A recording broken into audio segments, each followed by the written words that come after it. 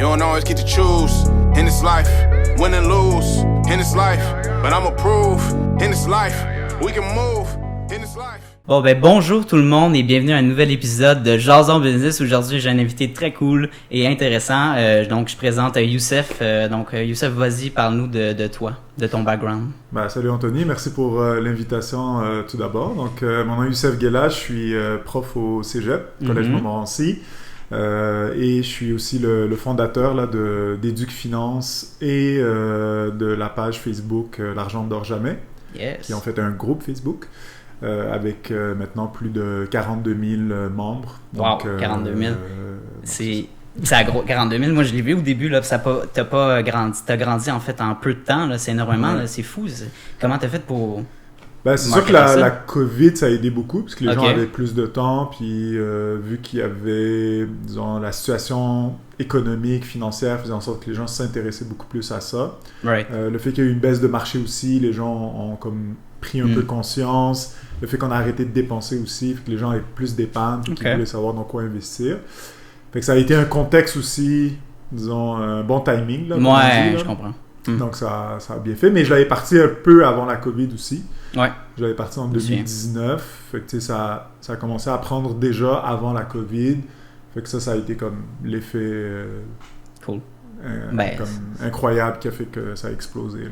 Fait que Youssef, avant d'embarquer dans Éduc Finance, je voulais juste dire aux auditeurs, ça a été, dans le fond, j'ai pas eu la chance de l'avoir comme prof, mais j'ai rencontré dans mon début d'entreprise vraiment. C'est Amélie, dans le fond, mon ancienne prof de la technique, qui m'a présenté Youssef. Tu devrais aller voir Youssef, il est vraiment cool. Là. Il y a une salle des entrepreneurs. Je dis cool. On s'est rencontrés là, puis vraiment, il m'a donné beaucoup de trucs pour développer Clotis, puis aussi répondre à certains problèmes que j'avais rencontrés dans mon parcours. Fait que je tenais vraiment à l'interviewer dans mes premières entrevues de mon podcast. Donc, je suis bien content de t'avoir aujourd'hui. Ouais. Donc, au niveau de ton background, pourquoi tu t'es parti en entrepreneuriat? Qu'est-ce qui t'a donné ce goût-là? Ouais. Contrairement à toi, je pense que t'es quelqu'un que c'est plus naturel. Je le sais, puisque je vois un peu ton parcours là, depuis quelques années. Tu dis, je t'ai conseillé, mais t'aurais pu aussi toi-même me donner des conseils, là, dans le sens où toi, j'ai l'impression que tu as baigné un peu là-dedans, puis tu as toujours un peu goûté à ça, tu as toujours pris des initiatives, tout ça.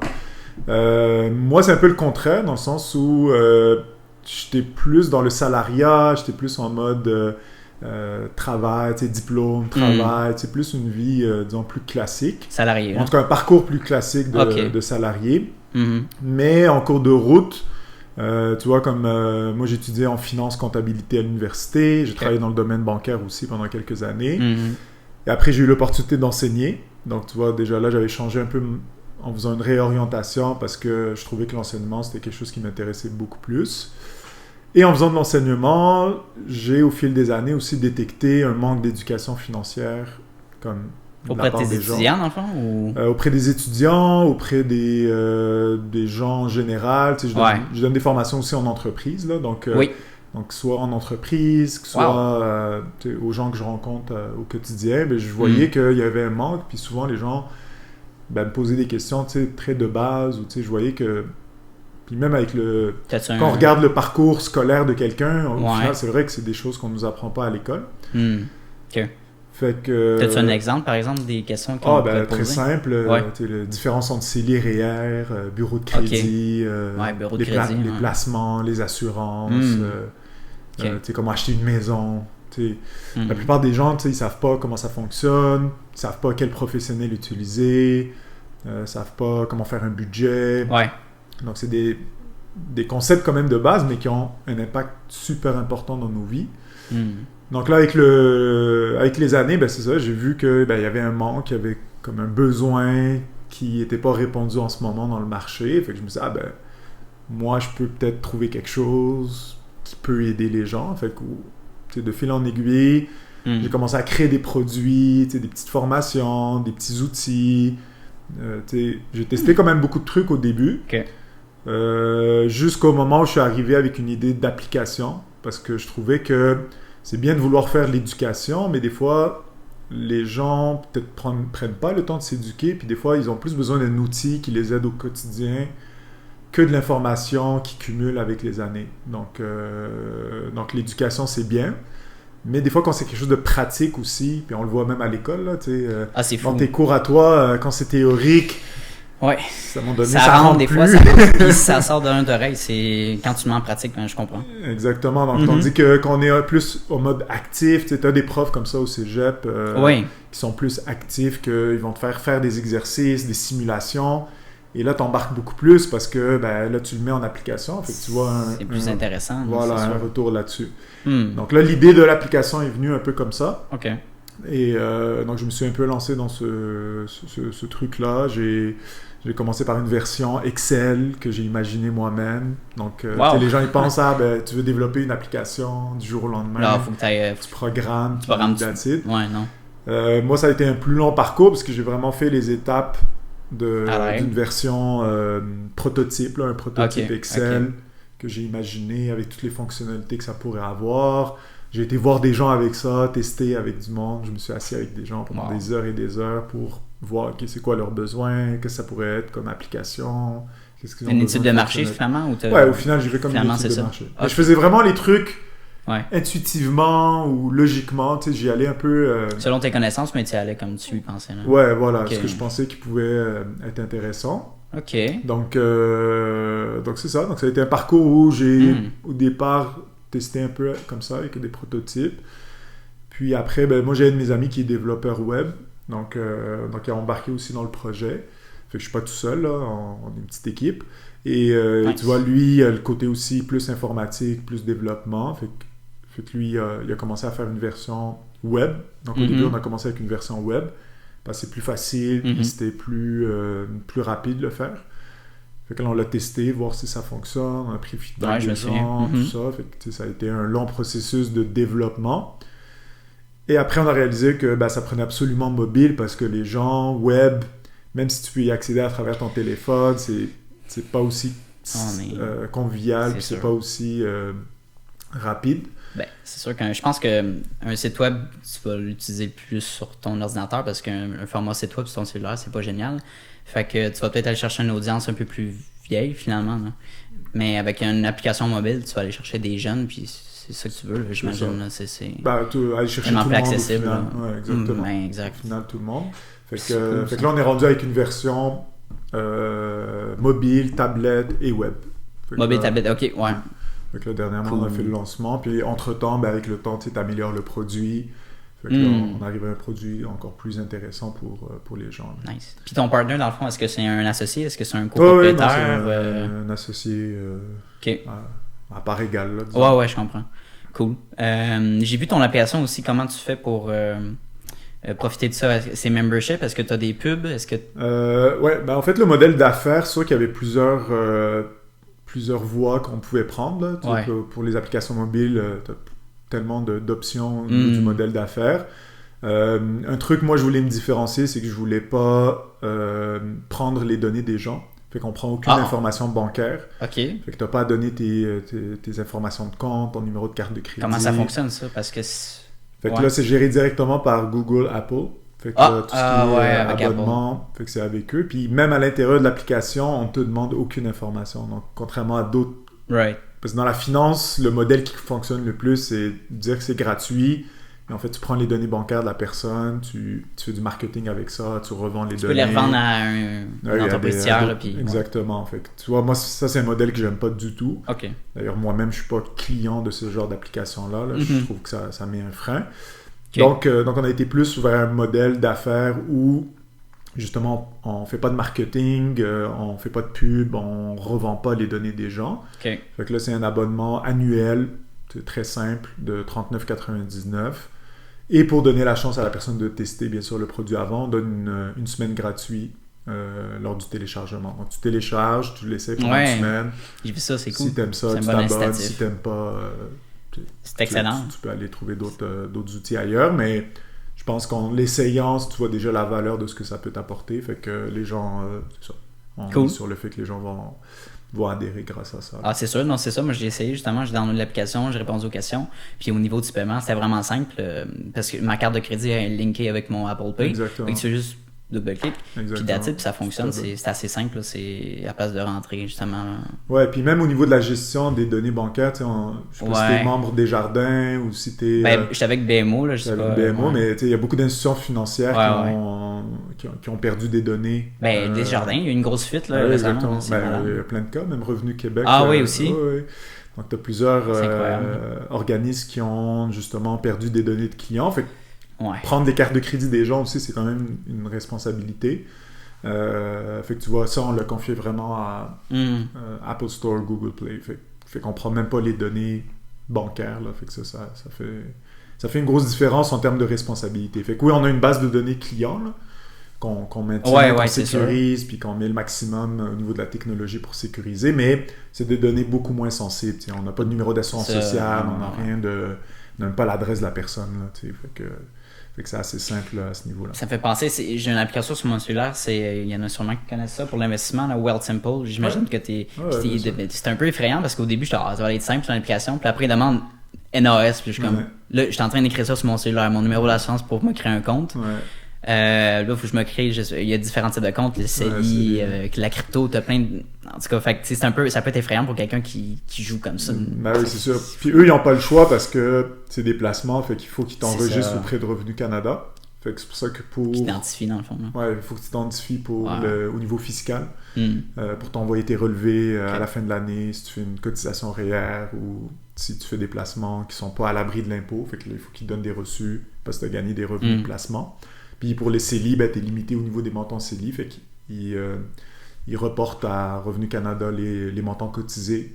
OK. Il y a un suivi aussi des montants que tu mets dans tes comptes de placement. Fait que c'est pour ça qu'ils n'ont pas le choix d'avoir ton numéro d'assurance sociale. Non, c'est sûr, ça fait du sens. C'est comme si tu ouvrais un compte à la banque, finalement. Exactement. C'est comme une institution financière. C'est sûr Mm. que eux, ben, ils ont fait beaucoup de pubs, là, surtout c'est fou, là, avec la période COVID, ça a été une des plateformes les plus téléchargées et les plus utilisées. Là. D'ailleurs, même quand tu vois dans les classements finances, là, ils sont pas mal dans le top 5 des applications les plus téléchargées. Là, fait que... C'est fou, là, même sur TikTok, ils faisaient des publicités, puis c'est le fun d'encourager l'investissement, mais je vois beaucoup de hype, de plus en plus de jeunes qui se lancent dans le trading, puis je veux dire, basé sur des personnes sur YouTube qui, la plupart du temps, c'est des fakes. On sait... ils savent même pas ce qu'ils recommandent. Puis d'ailleurs, ils sont même pas supposés recommander des placements parce que le domaine des placements est réglementé. Exact, c'est ça. Que pour recommander des placements à quelqu'un, il faut que tu connaisses ses objectifs, il faut que tu connaisses sa tolérance au risque. C'est tellement variable. Ben oui, tu peux pas juste recommander à quelqu'un d'acheter un titre ou un portefeuille. On va dire Tesla, c'est une très bonne entreprise, achète une Tesla, un stock de cette. C'est ça. Après, tu peux pas garantir non plus le rendement. Fait que la personne, si c'est sa seule économie, puis elle perd 50% de rendement, au final, tu es responsable du conseil que tu as donné à la personne. T'sais.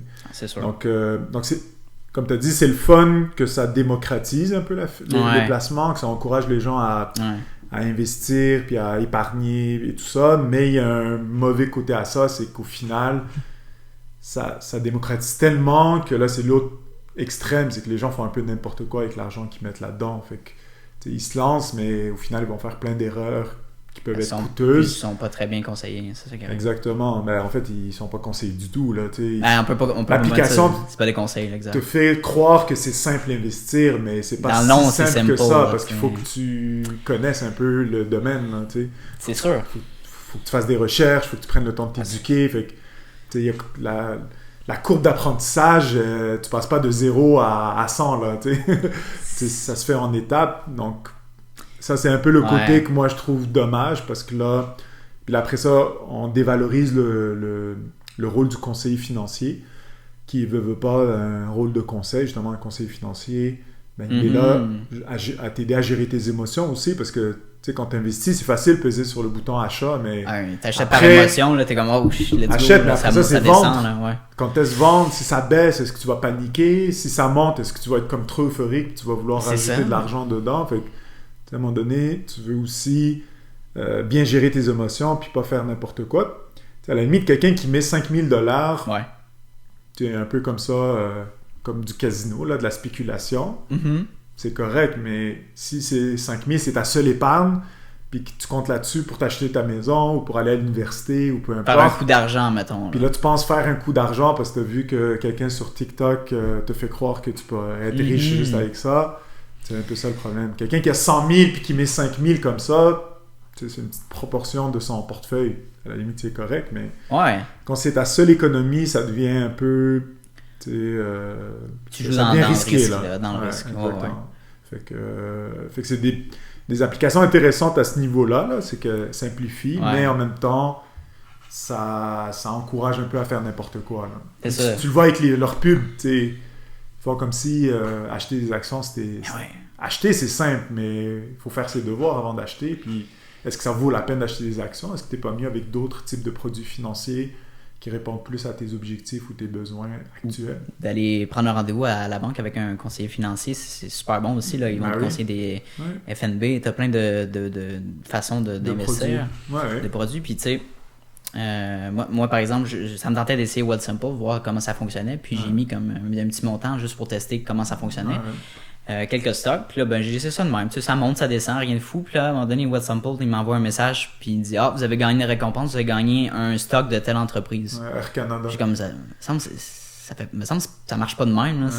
Il t'envoie des stocks gratuits, mais c'est des stocks qui vaut rien. Là, mais c'est de la promotion. Là. C'est de la promotion pour qu'il t'encourage à investir. Je suis pas en train de chier sur Wealthsimple, là, ça peut être super bien, mais comme si t'es pas renseigné, tu peux tellement faire ça, investir émotionnellement, puis acheter de la merde. Puis pire que ça, c'est qu'il y a des gens qui ouvrent ces plateformes-là, mais ils lisent pas les frais, parce qu'eux, ils disent que les frais sont gratuits, en tout cas les transactions sont gratuites, mais elles sont gratuites pour les actions canadiennes, ou les titres canadiens.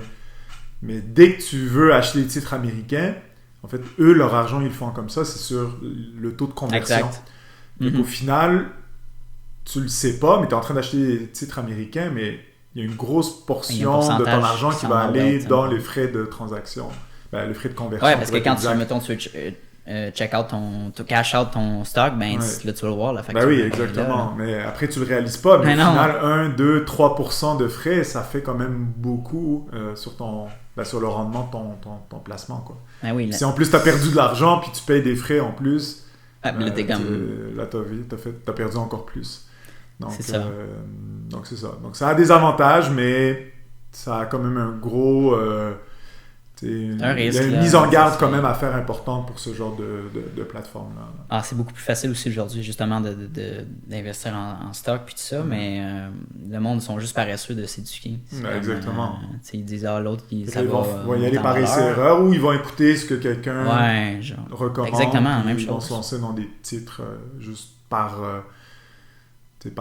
avec des rumeurs ou des conseils un peu n'importe qui, là, finalement. C'est comme dans n'importe quoi, là. C'est comme quand on se lance en entreprise, si tu y vas émotionnellement, tu dis 10 000, du coup, j'achète l'équipement, mais t'as aucune idée comment ça fonctionne. T'sais. Ou t'écoutes des gens que c'est pas leur domaine, tu sais. Tu le sais, là, toi, t'es passé par là, tu sais, quand tu lances une entreprise, tout le monde veut te donner des conseils, mais c'est des gens qui ont rien à voir avec l'entrepreneuriat, c'est des gens qui ont pas d'entreprise, qui ont jamais créé d'entreprise, mais... Ils se donnent la permission de te conseiller sur ta tarification, sur ta stratégie, sur ton marketing, tout ça. Il faut en prendre et en laisser, dans le sens où il faut écouter ce que les gens peuvent te recommander. À la limite, si c'est des clients, tu vas prendre leur avis. Mais si c'est juste quelqu'un qui te conseille, mais qui n'a rien à voir avec ton entreprise, ou qui ne baigne même pas dans l'entrepreneuriat...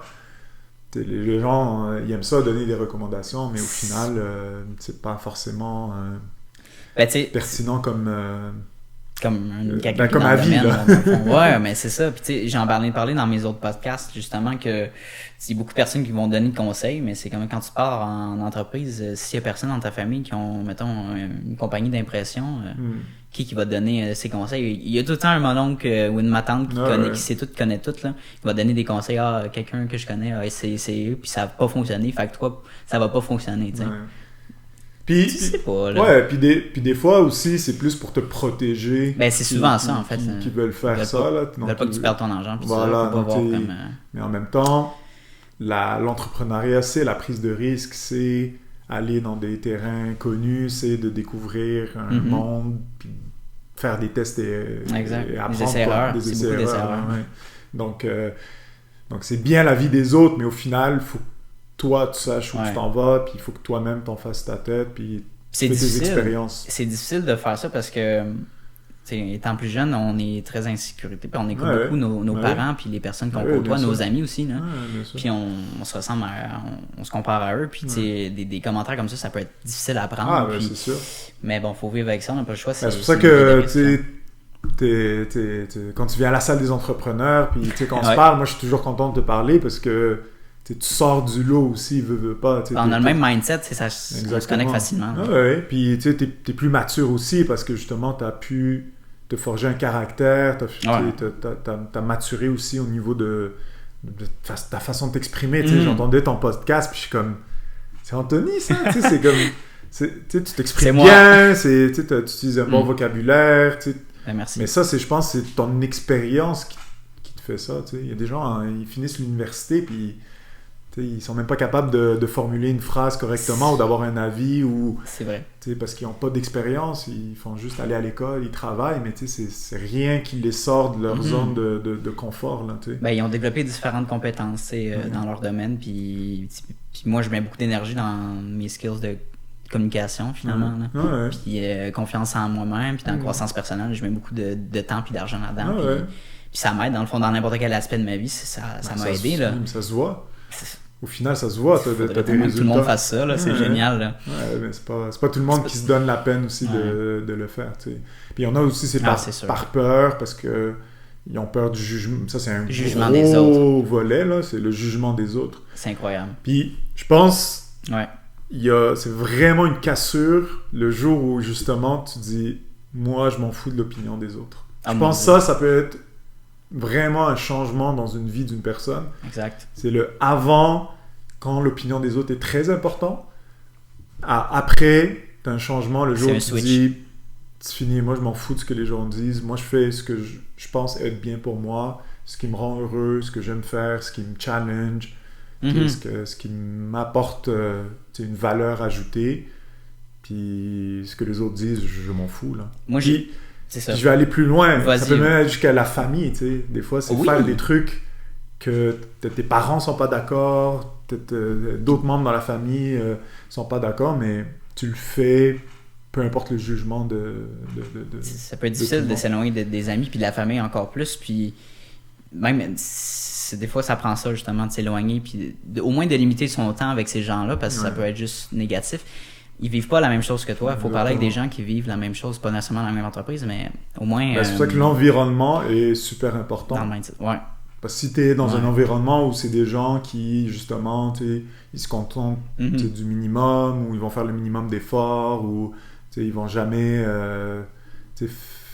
rester dans la routine, rester dans la sécurité, exactement, c'est sûr cet environnement-là va avoir un impact sur toi. Tandis que tu le vois, toi, tu fréquentes le club des... là, j'ai arrêté depuis 2 sessions. Là, mais c'est juste pour te dire, mais oui, effectivement. quand tu côtoies des gens qui sont dans ça, tu faisais des 5 à 7. Tout le temps, c'est sûr. Fait que forcément, en côtoyant d'autres gens qui ont un peu ta mentalité qui est, on découvre de l'inconnu, on fonce, on casse des murs, on apprend au quotidien. C'est motivant. C'est plus motivant. Puis, Caroline. côtoyer ces gens-là te fait dire que toi aussi, puis des fois c'est inspirant de côtoyer des gens comme ça. Si lui il est capable de le faire, moi aussi je peux le faire. Mais c'est ça. Tandis que si t'es avec des gens qui n'ont jamais aspiré à ça, c'est sûr tu dis moi je fais déjà mieux que les gens avec qui je côtoie, je suis déjà une superstar. Alors que quand tu traînes avec des gens qui accomplissent beaucoup plus que toi, là tu fais comme... c'est un peu comme le sport. Tu vas aller sur un terrain, je sais pas moi, tu joues au basket, tu vas dans un terrain, puis tu joues avec des jeunes qui n'ont jamais joué, et tout ça. Forcément, tu nivelles vers le bas ton niveau. Tandis que si tu vas dans un terrain, puis là, tu as des gens qui sont niveau, des... Ouais, exactement. Okay. Tu vois, avec des gens qui c'est des semi-pros, qui ont joué haut niveau, forcément, ça te challenge, ça t'oblige à toi te dépasser, puis toi... C'est après la même chose dans plein d'aspects de notre vie. Là, c'est fou. C'est d'aller créer un environnement ou aller côtoyer, te mettre dans des situations où justement tu côtoies des gens qui, c'est ça, qui font des choses que toi tu veux faire. Puis c'est ça, tu dis, t'as bien expliqué ça, puis j'ai fait 2 conférences dans l'école de secondaire, puis vraiment, c'est ça que je conseille aux personnes, parce que tu vas perdre comme 90% de tes amis en quittant le secondaire. Fait que t'es aussi bien de côtoyer des gens qui vont te faire grandir. C'est sûr qu'au secondaire, c'est difficile parce qu'on connaît pas tous nos passions, mais tu peux le voir, les amis là, qui te drag down, qui ont un mauvais mindset. Fait que côtoie des personnes qui aiment partir des projets, ou je sais pas moi, qui aiment le gaming, puis qu'ils veulent se partir une chaîne Twitch, tu peux faire du contenu en dessous. C'est un bon exemple. Parce que faut côtoyer des gens qui se ressemblent. Puis, ce que j'ai aimé dans mon parcours, c'est que j'ai pu inspirer certaines personnes à être salarié puis à devenir un entrepreneur. Mais il y a certaines personnes que j'ai essayé de les motiver, mais à un moment donné, je me suis tanné à les motiver parce que eux, je voyais que ça changeait pas. Là. Puis de toute façon, ça venait pas d'eux. Ça, c'est par expérience aussi de prof, là, c'est qu'à un moment donné, tu peux pas vouloir plus que l'autre personne. T'sais. Moi, je le vois quand je donne mes cours. Des fois, on est prof et qu'on veut que nos étudiants réussissent. Donc, des fois, on donne beaucoup, beaucoup d'énergie, mais à un moment donné, je peux pas en donner plus que l'étudiant. C'est pas normal. Là. Fait qu'il faut qu'il y ait une part, qu'il faut que de la motivation, il faut que ça vienne de lui. Fait que, moi, j'en fais un bout, mais à un moment donné, soit t'embarques pas, mais je vais pas être après toi tout le temps. Là, fait qu'à un moment donné, il faut que tu t'allumes, puis tu réagisses, puis tu te mets en action. Là, donc c'est la même chose, je pense, pour plein d'aspects. Fait qu'à un moment donné, t'as beau vouloir essayer de motiver ces gens-là, mais ça sert à rien parce que au final, ça leur prend eux-mêmes comme de l'initiative. Parce que tu le sais, là, l'entrepreneuriat, c'est tellement difficile, t'as tellement de courbes de haut et de bas tout le temps, qu'à un moment donné, tu peux pas... faut que ça vienne de toi. Il faut vraiment que tu aies une source de motivation assez importante qui te permet de survivre même en cas de baisse, puis de pas trop te prendre la tête en cas de hausse, puis d'être toujours terre à terre. Puis c'est de contrôler ses émotions, dans le fond. Exactement. De se concentrer, ça arrive souvent de rencontrer des embûches dans des entreprises, des problèmes techniques avec ton application, des trucs comme ça, des milieux de la nuit, là, c'est des trucs. Et tu le sais, en fait, si tu es moindrement entrepreneur, ou en tout cas tu as baigné dans ce monde-là, tu sais que moi, des fois, là, exemple, là, je vais avoir des bonnes nouvelles pendant 2-3 jours, là. Ça se passe bien, il y a un article sur moi, il y a des utilisateurs qui m'écrivent, plein de trucs positifs. Puis là, je me dis, non, il y a quelque chose qui s'en vient. Il y a de la merde qui s'en vient en avant, C'est soit demain, soit après-demain, mais je te jure, c'est... Puis là, boum, je reçois un message, il y a un truc qui se passe, puis là, je fais comme, ok, c'était ça la mauvaise nouvelle. Fait que, à un moment donné, quand tu le sais, qu'il y a toujours des mauvaises nouvelles qui vont arriver, puis même quand t'es dans les mauvaises nouvelles, puis tu sais, c'est dur, puis c'est comme, tu gères un stress, puis c'est un poids, puis t'as quasiment de la difficulté à dormir, mais à un moment donné, faut que t'aimes ça, parce qu'il faut que tu dises, mais je sais qu'il y a une bonne nouvelle qui arrive, tu sais. Fait que l'effet contraire aussi, c'est que quand t'as reçu plein de mauvaises nouvelles, puis tu es dans les problèmes, puis en train de gérer ça, à un moment donné, tu te dis, mais faut pas que je lâche, parce qu'il y a une bonne nouvelle qui s'en vient, tu sais. Puis quand arrive la bonne nouvelle, là, ça te fait oublier tout ce qui s'est passé avant, toute la souffrance que tu as eue. Là, tu dis, tu vois, c'est pour ça que je le fais. C'est pour ça que je me suis battu. C'est pour ça que j'ai dû comme... C'est ça. Mais au final, c'est fou. Faut aimer le voyage. Là. Faut pas juste le faire pour monter les montagnes russes. Il faut aimer ça. Faut aimer exactement les sensations que ça te donne, l'euphorie quand ça va bien, le côté dur aussi. Puis ça reste motivant aussi. Puis challengeant de dire, c'est des problèmes, mais en fait, ça fait partie du jeu, donc... Je pense qu'à rendu à un certain moment, moi, je vois ça, c'est rendu que je vois ça comme des défis. Puis, je vois... oui, au début, initialement, d'un coup, la merde à poignet pour une commande, c'est sûr que je vais être fâché, puis contre moi, ou peu importe. Mais en voyant ça plus tard, je vois que c'est une belle histoire, puis que finalement, je peux le compter à des personnes, puis en joke, puis finalement, je peux... ne plus faire cette erreur-là ou mieux me préparer la prochaine fois. Fait qu'il faut voir comme ça, je pense. Puis en même temps, c'est un filtre parce que si les premiers problèmes, t'arrives pas à les gérer, c'est là où tu te dis c'est pas fait pour moi, quoi. C'est là qu'on abandonne au début parce que c'est comme je suis un imposteur. Je pense que c'est au début c'était le syndrome d'imposteur parce que je connaissais pas aucunement l'impression, puis d'essayer de convaincre nos clients qu'on a les compétences pour offrir un produit de qualité. Fait que, C'est pour ça qu'il faut le faire pour une bonne raison au début, Ouais, parce que ça ouais. te permet d'affronter un peu ces défis-là. finalement, ouais. Ouais. Parce que dans tout, il y a des défis, mais si tu sais pourquoi tu le fais, au final, les défis, ça vient, ça part, puis Hmm. tu les affrontes, quoi. Là, je reviens un petit peu en arrière, là, mais Ouais. tantôt on a parlé de classe, puis tout ça, puis de motivation. Puis, tu sais, moi, j'ai eu plusieurs professeurs qui étaient beaucoup dans l'action, puis l'autre qui était plus passif, Ouais. disons. Puis c'est correct aussi, mais j'ai beaucoup plus de fun dans les classes où que les professeurs innovaient dans leurs cours, puis offraient des solutions qui étaient intéressantes. Ouais. Fait que j'aimerais te demander, toi, dans ton cours, qu'est-ce que tu as fait pour innover un peu? Qu'est-ce que tu amènes à tes étudiants pour qu'ils soient vraiment comme intéressés à voyons, à À progresser la dans ton cours? matière. Ouais, à ta matière, à ouais. s'intéresser à la matière. Ouais. C'est sûr que j'ai testé beaucoup de trucs avec les années. Ok. Ce qui fonctionne beaucoup, c'est quand tu fais des cas plus pratiques, des simulations, OK. des exercices en équipe. Fait avec le temps, tu essaies d'alterner aussi. Ça fonctionne pas dans tous les cours, là. Je te dirais, il y a des cours que ça s'apprête moins à ça. Mais Hmm. tu sais, j'essaie de varier, tu sais, un peu une portion plus théorique, une portion plus pratique. OK. Fait que, tu sais, donner quelques notions, mais tout de suite aller faire des exercices, simulations, des jeux de rôle, des... Tu sais, Nice. fait que créatif Ok. plus à ce niveau-là. Des fois, ça prend beaucoup de temps à organiser des activités, je te dirais. Fait que des fois, on met beaucoup d'énergie, puis le résultat final, il n'est pas si satisfaisant que ça parce que les étudiants n'embarquent pas. Ou Ouais. maintenant aussi, les nouvelles générations sont très paresseux, puis très... Ouais, ouais, ouais. Ils veulent quasiment tout qu'on fasse pour eux, puis... Ben, je sais, je le vois Ils dans mes cours. ils aimeraient quasiment ça, venir à D'avoir l'examen, tout, juste mettre leur nom, puis repartir, là. Mais à un moment donné, Ouais. faut que tu crées de la valeur, puis il faut que tu deviennes... Il faut que tu t'apprends des trucs, là. Tu viens pas à l'école juste... Ça, c'est un des trucs aussi, c'est que moi, j'essaie de transmettre de l'information qui va Ouais. leur être utile plus tard. Je leur enseigne pas juste pour Pour l'examen. pour genre. l'examen, là. Moi, quasiment, c'est Ça a secondaire pas de pour sens, moi, ça. l'examen. Ouais. Ouais. Pour moi, t'es là en classe pour apprendre des trucs qui vont te servir. Si tu t'inscris en comptabilité, c'est parce que tu vas apprendre la comptabilité. Sinon, tu vas Sinon, faire autre qu'est-ce que tu chose. fais Là. là? Ouais, Ben ouais, oui, c'est c'est ça. exactement, c'est pas Sinon, on bonne va place, faire ça. autre chose. Des fois, c'est les parents qui les ont inscrits. Des fois, ils l'ont fait par choix, mais on ne sait pas trop.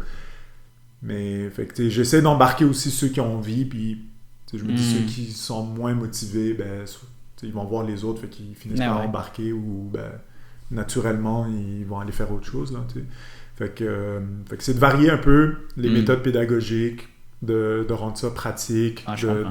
d'aller avec le concret, puis de montrer un peu, je me mets toujours un peu à la place des étudiants, je me dis, ok, mais qu'est-ce qui est important pour moi de savoir qui va m'aider dans ma vie de tous les jours, dans mon métier, si je veux faire un métier X. Ok. Fait que j'essaie d'y aller un peu comme ça. Là. C'est sûr que il y a une limite à, mettons, à motiver tes étudiants, mais des fois, j'en vois encore dans ma technique, là, en fin de technique, Ouais. qui sont là, mais ils n'ont Ouais. aucune idée pourquoi ils sont Ouais. assis sur leur siège, puis ils se lèvent à 8 h le matin, tu sais. Ouais. Puis, c'est pas, ils arrivent 1 heure en retard au cours, tu sais, je veux dire, c'est leur vie, puis tout ça, je Ouais. comprends, mais, tu sais, je sais que toi, là, je veux dire, si t'aimes pas ça, quitte le cours, prends un an sabbatique, fais quelque chose, mais ça sert à rien de venir puis de Ouais, pas ouais. apprendre, là, c'est useless, là. Ouais, ben, je suis 100% d'accord. Tu le avec vois, toi. là, comme Ah professeur, j'imagine, là, ça doit être Ben, c'est même- aberrant, même pour toi, là. Nous, c'est décourageant. Là. Ouais, c'est ça. C'est rare que j'ai des étudiants, exemple, qui dorment en classe. Ça, Ah, ça mon Dieu, m'arrive. ça doit pas passer, Ouais, ça c'est- ça vient me chercher. Là. Ou des étudiants Ouais. qui parlent pendant que je parle. Ça, moi, je suis. Ça, c'est les deux trucs que vraiment. En arrière, là. Ouais, ça, c'est les deux ça. trucs, ça me. Tu sais, T'as pas fâché, là, c'est sûr. Ouais, je me fâche, là. Ouais. Mais je te dirais, généralement, j'ai moins ça. Là. Tu sais, je Ok. réussis quand même à rendre mes cours assez intéressants pour que... Puis je prends pas les présences. Fait que moi, que tu viennes en classe. ou Ok, pas, fait que t'en fous, c'est ton Ouais. problème. Là. c'est un étudiant qui vient me voir et me dire « Ah, monsieur, est-ce que vous avez pris les présences? » Non. Ok. Pourquoi tu veux que je prenne les présences? Si tu viens pas, c'est toi qui es perdant. Là, tu sais. C'est toi qui rates un cours, c'est toi qui rates des notions. C'est à toi de rattraper la matière, en fait. Puis après, c'est à toi Ok. de te casser la tête pour essayer de comprendre par toi-même, mais ça risque d'être plus difficile à prendre par C'est toi-même. Tu sais. Si t'es à l'école, c'est que justement, t'as besoin d'un cadre, t'as besoin de quelqu'un qui t'explique, qui te vulgarise. Ouais. Fait que c'est toi qui es gagnant à venir en classe. C'est pas... Ah ouais. Ben, je l'ai Moi, je vécu, donne le cours, c'est que tu sûr. sois là ou pas, donc Ça, exact. ça change rien pour l'enseignant, fait que c'est plus l'étudiant. Faut pas le Sur prendre des fois, personnel, pour des j'imagine. plus jeunes, des fois, ça prend aussi un cadre. Fait que, tu sais, je comprends les profs qui prennent les présences, puis Ouais, mettons, mettre des tu fais de règles. secondaire, tu sais, puis Ouais, c'est première ça. session, mais tu sais, à un moment donné, tu vieillis, puis t'es Ouais, un adulte, on est tous des adultes. Oui, c'est ça. Je peux comprendre que tu peux t'absenter, je peux comprendre que tu puisses arriver en retard parce qu'il t'est arrivé un pépin sur le chemin. Ouais. Mais de là à t'obliger à venir en classe juste parce que je veux que tu sois assis puis m'écouter, non. C'est pas ça le but, là. C'est pas ça le C'est but. pas ça l'objectif. Puis au final, je pense que j'ai moins d'absence que des profs qui mettent des règles plus rigides parce que ils font comme ah ben là Youssef il prend pas les présences, qu'est-ce qui se passe là, tu sais. Fait que, Ah ouais, t'as vu ça, t'as remarqué ça? Ouais, ben oui. Hmm. Fait que là, puis tu sais, je le dis quasiment au premier cours là généralement là, Wow. que je prends pas les présences. Fait que au final, vu qu'il y a Ah ouais. ils voient qu'il n'y a pas vraiment de règles, fait qu'ils comprennent que, ben, en fait, c'est eux qui sont perdants, fait qu'au final, ils finissent par venir. Dans le fond, Je dois en on les avoir, prend là, comme tu sais, j'en ai des gens qui s'absentent, mais c'est pas flagrant, là, tu sais, puis je le vois aussi, tu sais, je sais qu'il s'est absenté juste, tu sais, au regard, là, tu sais, je Ouais, sais ils que comprennent l'étudiant pas est dans là. leurs yeux. Non, puis dans le sens, je reconnais, Ah, je suis ok. comme, ah, toi, t'étais pas là au dernier cours, hein, ça se voit. Tu sais, fait que là, tu sais, je vais piquer un peu, mais tu sais, je le fais en blague, joke, là, là, en ouais. blague, mais tu sais, Hmm. pour le faire comprendre, je sais qui vient en classe, qui vient pas, tu sais, mais je prends pas les prévences officiellement, mais je finis par le savoir, quoi. Mais ça me fait, tu sais, ça me fait penser à ça. J'ai eu un flash là. Mais c'est comme les parents qui sont ultra stricts, là, par exemple, avec leur enfant, puis qui les empêchent de sortir, mettons, après 8 ou 9 heures. Ils vont sortir parce que tu les empêches, tu lui mets des barrières. Puis je pense que c'est la même chose pour ouais, l'école. c'est pareil. Puis là, mais si tu leur mets pas autant de barrières, là, ils vont être, je veux dire, je vais être Puis plus l'autre extrême, calme. l'autre extrême est pas bon non plus, tu sais, quand tu donnes trop de liberté Ouais, aussi, ça exact. peut dériver. Fait que moi, je pense que c'est de... Un juste milieu, Un c'est juste ça? milieu, exactement. Tu sais, puis je l'essaie de le faire en classe Ok. aussi, tu sais. Hmm. Quand c'est le temps de... Ok, non. The work. Ouais, genre si tu parles, tu déranges, tu vas le savoir, là, tu sais, je change d'attitude, puis là... Puis à chaque fois que ça m'arrive, Là, là, ils sont là. ça m'arrive à chaque session, Ah tu sais. ouais. Il y a un moment dans la session où, tu sais, je deviens Ouais. sérieux, tu sais. Puis là, il faut comme... Ok, c'est Il Youssef, ça? est plus chill. Ouais, exactement. Il n'est pas aussi aussi relax qu'on pensait, tu sais, ou en examen, ou tu sais. Il y a des contextes où ils font comme Ok. ah, ok, c'est ça, Youssef, tu sais. Il y a quand même ses règles, puis il y a quand même ses limites, là, tu sais. Parce que sinon, c'est l'autre côté, c'est qu'il abuse, justement. Mais c'est ça. Tu sais. Fait que je pense que c'est de Balancer ça, de finalement. balancer, ouais, les deux. J'avais une question. C'est quoi ton point de vue sur les cours en ligne? On a eu 2 sessions de cours en ligne. Là. Est-ce que toi, avec le cours de finance et comptabilité, comment ça fonctionnait? Si tu rushes, hein? Ou Ben, en fait, comment? bizarrement, c'est mitigé parce que pour Ok. les étudiants qui sont très studieux, qui sont déjà à leur affaire, pour eux, ça n'a pas Y a pas de changé problème. grand-chose. Ok. Même qu'au contraire, ça a été même bénéfique parce que ça leur sauvait du temps, Ouais, des tout à déplacements, ils pouvaient revoir les cours, Mm, il y avait quand mhm. même un côté pratique. Le problème, c'est avec les étudiants moins studieux ou qui ont besoin vraiment d'un cadre et tout ça, où là, j'ai senti vraiment que... Le relâchement. Ouais, il y en a que tu sais, c'était un Ouais, peu... Tu un vas même peu pas leur n'importe faire, c'est quoi, juste là. des pastilles. Là. Ouais. Là, c'est fou. Ben, T'sais. là, je parle point de vue prof. Moi, j'aime vraiment pas ça. Là, dans le Ok, sens ok, où c'est ça, ouais. comme pour moi, c'est pas enseigné. Là. Ça m'a même remis en question. Si on continuait en ligne, là, ça remettait quasiment en question mon métier. Là. Ah ouais, tant que ça. Ben oui, parce que pour moi, enseigner, c'est être en présence, être en contact, c'est de parler Ça. puis de voir le visage des Ça, c'est étudiants. Ça, pour moi, c'est ça, enseigner. Parler devant une caméra, c'est le vois pas la fun valeur. 1-2 fois, mais après, c'est pas intéressant. Là. Donc, puis du côté aussi éducatif, tu vois que t'as pas autant d'impact, tu vois que Hmm. c'est plus difficile comme reconnaître les étudiants en échec, c'est plus difficile Ok. te permettre aux étudiants de poser des questions, ils sont plus gênés, sont moins à leur affaire, fait que c'est pas c'est contre-productif là, fait que Ouais. pour certains gens, tu sais, je peux comprendre, exemple, si tu veux te perfectionner, tu veux faire une formation en ligne, ça peut être très pratique la formation en ligne, tu Exact. veux apprendre sur des sujets qui t'intéressent, Hmm. tu suis une formation en ligne, ça c'est parfait. Mais dans un côté collégial, je trouve que ça s'apprête pas, là. Dans le sens, c'est trop... Je pense que c'est du cas par cas. Tu as plusieurs étudiants qui ça fonctionne bien, tu as plusieurs étudiants qui vont s'investir, mais il y en a d'autres, pas la majeure partie, ben ça dépend des cours et tout ça, mais il y a beaucoup d'étudiants qui vont prendre ça comme... ils vont même Ouais, pas comme assister des au cours, ils vacances, s'en là. foutent, là, Ouais. puis ils écoutent le cours comme... Ou Ouais. ils l'écoutent pas, peu importe. Puis, tu sais, ils ont droit à leur note pour l'examen et tout ça, fait que Puis la grosse perte, je dirais, de l'enseignement à distance, c'est que veux pas, tu vas au cégep pour rencontrer des gens. Tu sais, moi, je remarque mon parcours au collège puis à l'université, ça m'a permis de rencontrer des gens. Des amis jusqu'au jour d'aujourd'hui. Tu sais. C'est fou, là, des connexions. Mon associé, c'est quelqu'un que j'ai connu à l'université. Ouais, tu sais. c'est ça.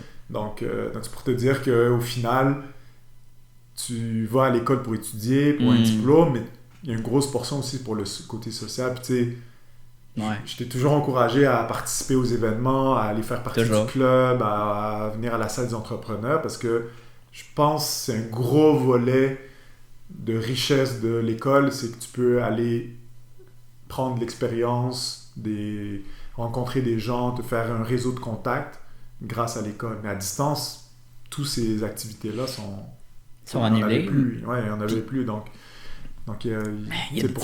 pour certains, leur passage au collège a été très limité en termes d'expérience. Mais il y en a que ça les intéresse pas plus, même quand on est en présence. Des connexions. Il y en a qui viennent en classe, ils partent, puis font leur cours, puis ils vont travailler, puis pour eux, c'est plus important de travailler que aller rencontrer des gens, aller participer à des événements, faire partie d'une association, faire du sport. Toutes les activités que moi, je pense, te rapportent beaucoup plus que juste aller à un cours pour aller chercher un diplôme. Parce que le bout de papier, au final... c'est un bout de papier, c'est ça qui arrive. C'est un bout de papier, là.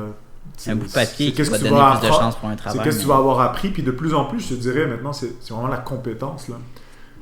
Un diplôme universitaire, on sait tous c'est quoi un diplôme universitaire. Tu peux être très studieux, être quelqu'un d'organisé, tout ça, puis tes compétences sont pas forcément meilleures, Comme tu peux connais bien ta théorie, mais à t'adapter dans l'entreprise. Exactement, puis t'es pas forcément quelqu'un qui est capable d'apprendre des trucs par toi-même, puis qui a un bagage d'expérience, qui a de la maturité, etc. Ça reste un diplôme. Je pense qu'il y a un gros travail à faire à l'extérieur de l'école. Il y a beaucoup de personnes qui ont leur diplôme, qui l'éducation s'arrête après ton papier, puis après on s'en va travailler, puis ça finit là, tu sais. Mais non, c'est pas de même. Mais d'ailleurs, c'est des gens qui vont être limités en termes d'opportunités aussi. Parce que veux pas, quand tu vises des postes plus élevés, des postes avec des responsabilités, des postes plus exigeants, ça te prend plus que tes diplômes. Il y a tellement d'autres variables. Professionnelle, expérience de vie, expérience parascolaire, avec des activités, puis des associations. Puis, il y a des trucs à faire, là, ça a l'air bête, mais faire du bénévolat, lancer un projet, lancer une association, tu apprends plein de trucs en faisant ça. Fait que c'est beaucoup plus intéressant d'avoir ça dans son CV que le diplôme, oui, mais d'avoir d'autres choses aussi. Mais par exemple, si mettons que je suis un patron puis je me cherche des employés, puis mettons j'ai 2 candidats, ils ont 2 les prérequis de, mettons, un bac là, en communication. Il y en a un qui a été journaliste, qui a fait partie d'une association, qui a créé un blog, qui a une infolettre. Tu sais, puis là, j'y pose des questions sur ça. Puis là, tu sais, je le vois dans ses yeux qu'il a été vraiment passionné, puis qu'en ce moment, puis là, il me dit « Ah, j'ai d'autres projets, puis ça, je le veux, je le veux, j'aveux Juliette, là, tu sais, peu importe. » Puis moi, même, je suis sûr que les futurs patrons vont mettre plus d'importance dans toutes les activités extérieures que l'école, parce que oui, par exemple, j'ai appris beaucoup de choses comme la comptabilité, je trouve que c'est une compétence essentielle. Parce que c'est une compétence technique aussi. T'as besoin de ça, là, c'est même pas un questionnement, la comptabilité. Puis, t'as utilisé, mettons, l'échelle Excel, PDF, la suite, tout ça. Ça m'a vraiment utilisé, mais tu sais, beaucoup de cours que je connaissais déjà. J'avais plusieurs connaissances auparavant de prendre le cours, puis je trouve qu'on pourrait vraiment filtrer certains cours dans mon bagage de, mettons, d'une technique là, de 3 ans. Il y a beaucoup on pourrait skipper ça, puis ça durerait, mettons, 1 an et demi, là, tu sais. Fait que ça, c'est mon vécu, je trouve, là. J'ai des bons cours, puis j'ai des mauvais cours. Qu'est-ce que on passe par là. Mais si tu vas chercher d'autres expériences à côté, ça compense, justement. C'est ça, c'est ce que je voulais dire. Dans le fond, ça te motive. Est-ce qu'une personne qui fait juste ses études tout le temps, puis mettons qu'il y a un travail à temps partiel qui l'intéresse pas, il va se démotiver, puis il va donner moins d'énergie, puis après, il va être juste content de revenir chez lui, puis de se partir une série Netflix. Fait que c'est sûr, là, t'es pas motivé à venir à tes cours parce que t'aimes pas, t'as rien d'autre à côté qui t'intéresse, t'as rien de projet qui te motive, puis ça, puis je l'ai vécu pendant la pandémie. J'avais quand même mon entreprise Clotis, mais à un moment donné, c'est rendu c'est rendu, comment tu dis ça, routinier. Ouais. Puis, tu sais, je faisais mes affaires tout le temps, puis c'était répétitif, puis j'avais rien d'innovant, fait que j'ai dû amener différents projets, comme le podcast, c'est un bon exemple. Tu sais, j'ai amené ça parce que ça me tentait de partir d'autres choses, de rencontrer du monde, puis me motiver alentour de ça. Fait que, moi, j'encourage tellement de monde à... Déjà... T'as appris au niveau technique, t'as appris au niveau communication, t'as appris... Tu sais, au final, c'est un bagage d'expérience que t'es allé chercher en faisant une nouvelle activité. Ben oui. T'es obligé de des fois, tu veux projet, pas là, trop t'éparpiller non plus, là, puis faire plein d'affaires. 50 projets, là, mais c'est sûr. d'en faire de temps en temps un, justement, que tu sais pas faire, puis tu pars de zéro, puis t'apprends. T'essaies une nouvelle affaire. T'es pas obligé de partir un projet si tu commences dans un parcours de, mettons, croissance personnelle ou entrepreneur. Tu peux juste, au cégep, il y a plein de clubs là, en entour avec tes passions. Tu pars avec ça, tu rencontres du monde, avec aucune intention, puis après, tu sais pas comment ça peut se développer. Tu pars une conversation avec un ami, puis moi, je fais ça, ou on pourrait se partir de telle affaire. Ça commence comme ça, là, mets-toi pas d'expectation tout de suite. Là. Donc, je conseille ça de même. Là. Ouais, ben, moi aussi, j'ai un peu le même discours. Là. Ouais. Tu sais, faire partie du club d'improvisation du collège, ça a l'air banal comme ça, mais ça t'apprend à communiquer, puis au final, c'est fou. Moi, je le vois, là, tu sais, les gens qui font ce genre de trucs-là, ils finissent, c'est des bons communicants, c'est des gens qui s'expriment bien, qui ont un bon vocabulaire, qui improvisent, qui sont pas stressés quand ils font des présentations. Fait que, tu sais, c'est une petite expérience, mais qui t'amène tellement en termes de valeur, fait que, tu sais, il y a mille et un trucs, projets, tu peux t'inscrire dans des sites, là, où tu peux faire du bénévolat, tu sais, à chaque week-end. Tu t'inscris, on t'appelle, tu vas faire du bénévolat dans un centre pour personnes âgées, tu vas faire des collectes de fonds, peu importe, là, mais au moins tu vas participer, tu vas te sentir utile. C'est ça l'important, c'est se sentir utile. Ça te fait une expérience de plus. Là. Sentir utile aux yeux de la société puis des autres, en fait, c'est ce qui est le fun. Participer à tout ça, c'est clair. Bon, attends, là, on a plusieurs questions. On a joué à éduc finance, ton background, l'école. C'est un peu pour ça que je voulais t'interviewer parce que tu as un profil intéressant, tu es professeur, puis tu t'es parti en entrepreneuriat, c'est quand même spécial, il n'y a pas beaucoup de professeurs qui font ça. Là. Non. Tu sais, qui ont un salaire, puis that's it, là, ça finit là, moi j'enseigne, puis c'est tout.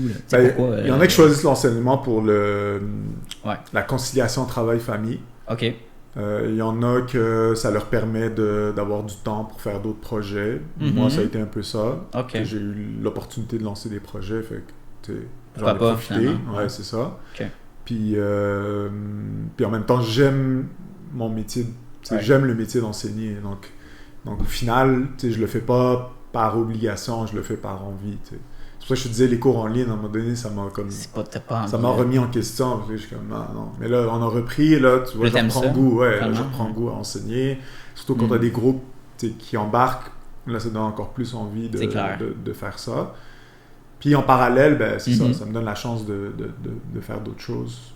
Donc oui, moi, ça a été... je dois être dans les exceptions, là. Il n'y en a pas beaucoup des profs qui se lancent, mais il y en a quelques-uns là, qui ont des il y en a, des c'est activités. Sûr, dans notre programme de techniques d'administration, il y en a plusieurs. Mais il y en a eu ou qui ont eu des expériences d'entreprise. Je pense que Luc, qui avait une entreprise, il y avait un restaurant, puis il était dans la restauration. Amélie, je pense aussi, elle avait des expériences d'entreprise. Donc, tu sais, c'est ça qui est il y a cool, Joe aussi. Joe aussi, qui a son... c'est une entreprise de vêtements, finalement. Ben oui, c'est une entreprise ça, c'est vraiment nice. Oui, l'avantage de l'administration, c'est qu'il y a beaucoup de profs qui, soit ils viennent du privé, soit ils ont un côté entrepreneur. Là.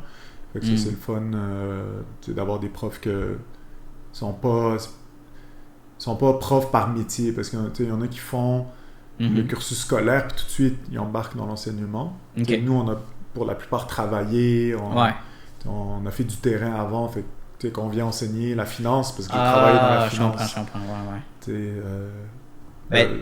je pense, exemple, un prof de philo, généralement... Ils ont sorti de l'université, puis...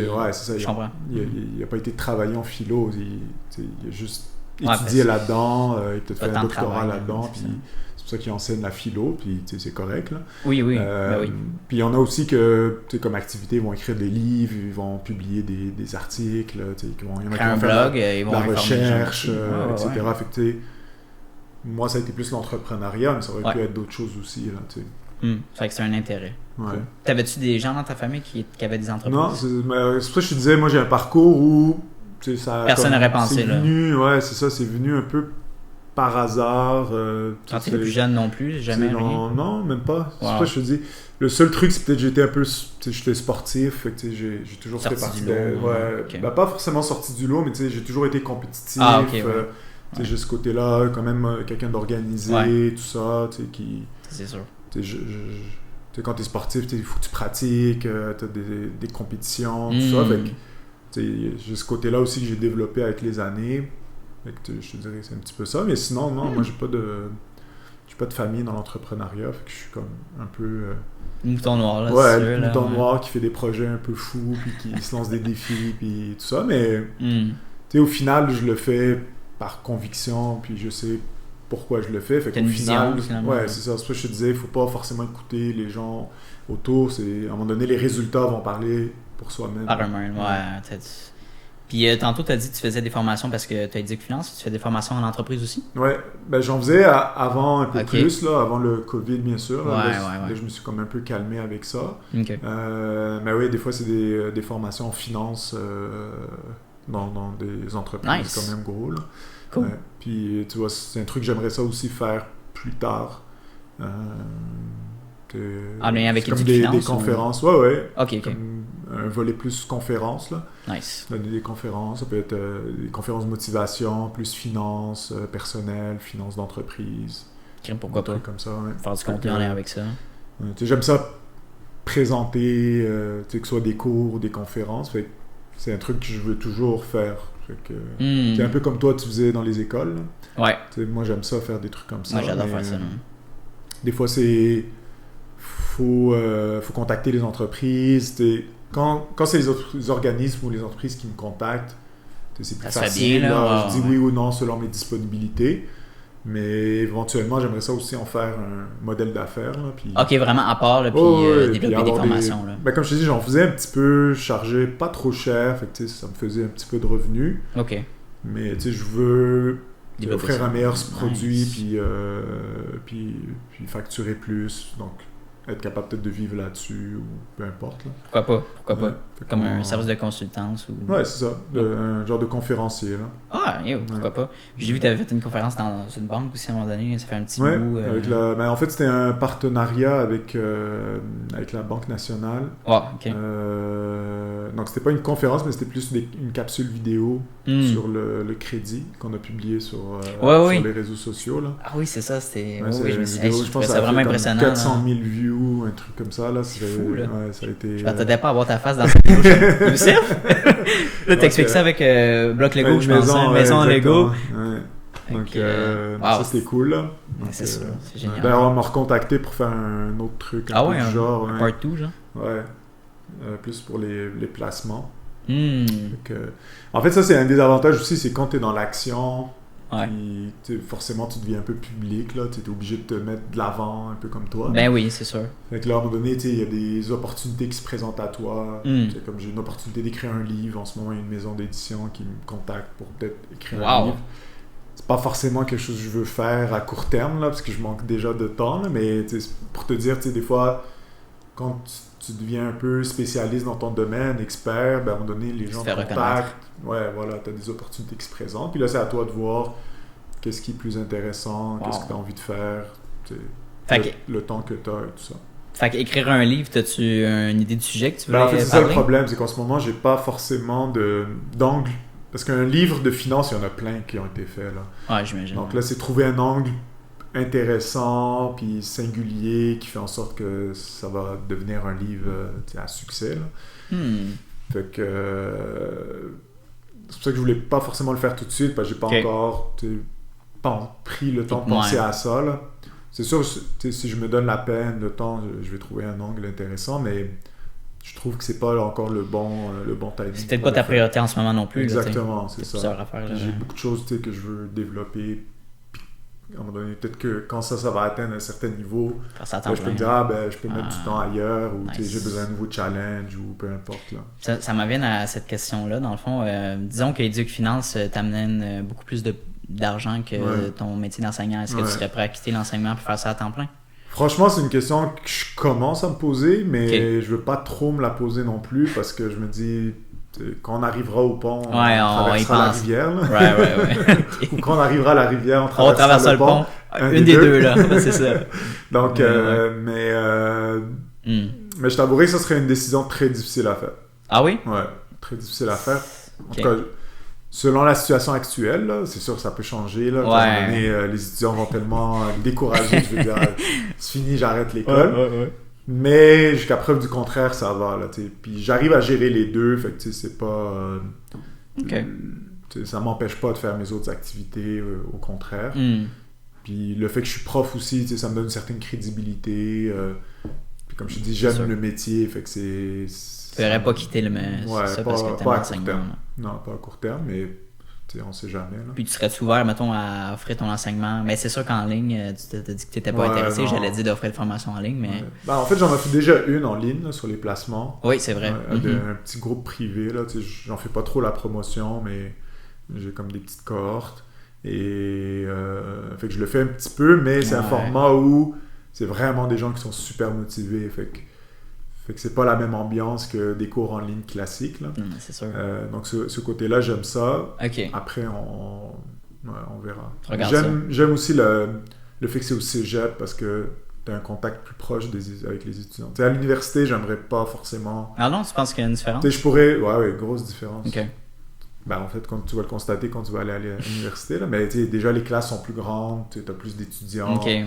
les gens parlent moins en classe, il y a moins d'activités, c'est plus magistral. Là, c'est un prof qui parle, Ah, ouais, je il va à un comprends. amphithéâtre, Ok. c'est un peu ambiance Cours magistral. magistrale. Comme tu l'as dit, là, Donc, vraiment. t'es là, t'écoutes, T'écoutes. puis tu fais l'examen, tu prépares l'examen, puis c'est plus sérieux, c'est moins... T'as moins de fun, finalement, avec Exactement, les étudiants. ben, c'est exactement ça. Tu sais, beaucoup de nous, dans le département, il y a beaucoup de profs qui ont enseigné à l'université, puis Qui sont allés au cégep? qui ont préféré le cégep. Wow. Ouais. Puis c'est par choix. C'est sûr qu'en termes de rémunération, c'est mieux à l'université, mais cégep, moi je trouve que c'est une meilleure clientèle. Puis j'ai OK. un meilleur retour aussi. Tu sais, les étudiants, quelques années après, ils me réécrivent. Tu sais, des fois, tu peux avoir un impact vraiment important dans la vie des étudiants. Fait que C'est vrai. je trouve que c'est plus qu'à l'université. À l'université, la personne, elle est là pour faire son diplôme. Là, tu sais. Oui, elle vient chercher des connaissances, mais tu vas pas changer sa vie complètement. Cégep, oui, tu peux.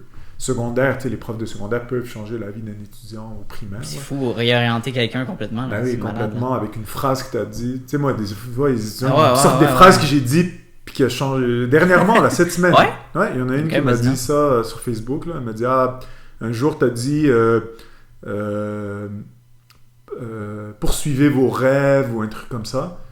Puis elle dit, grâce à ça, j'ai ouvert mon salon de coiffure.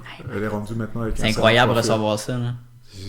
J'ai dit, moi, j'ai dit ça, tu sais, Ouais, j'ai ouais, fait la ouais, blague, là, mais Ouais. je me rappelle même pas d'avoir dit ça. Mais tu sais, Ouais. c'est une phrase parmi 45 heures de cours, là, tu sais. C'est fou! Mais ça l'a marqué, cette phrase-là, Wow. puis tu sais, ça lui a donné envie de le faire, tu sais.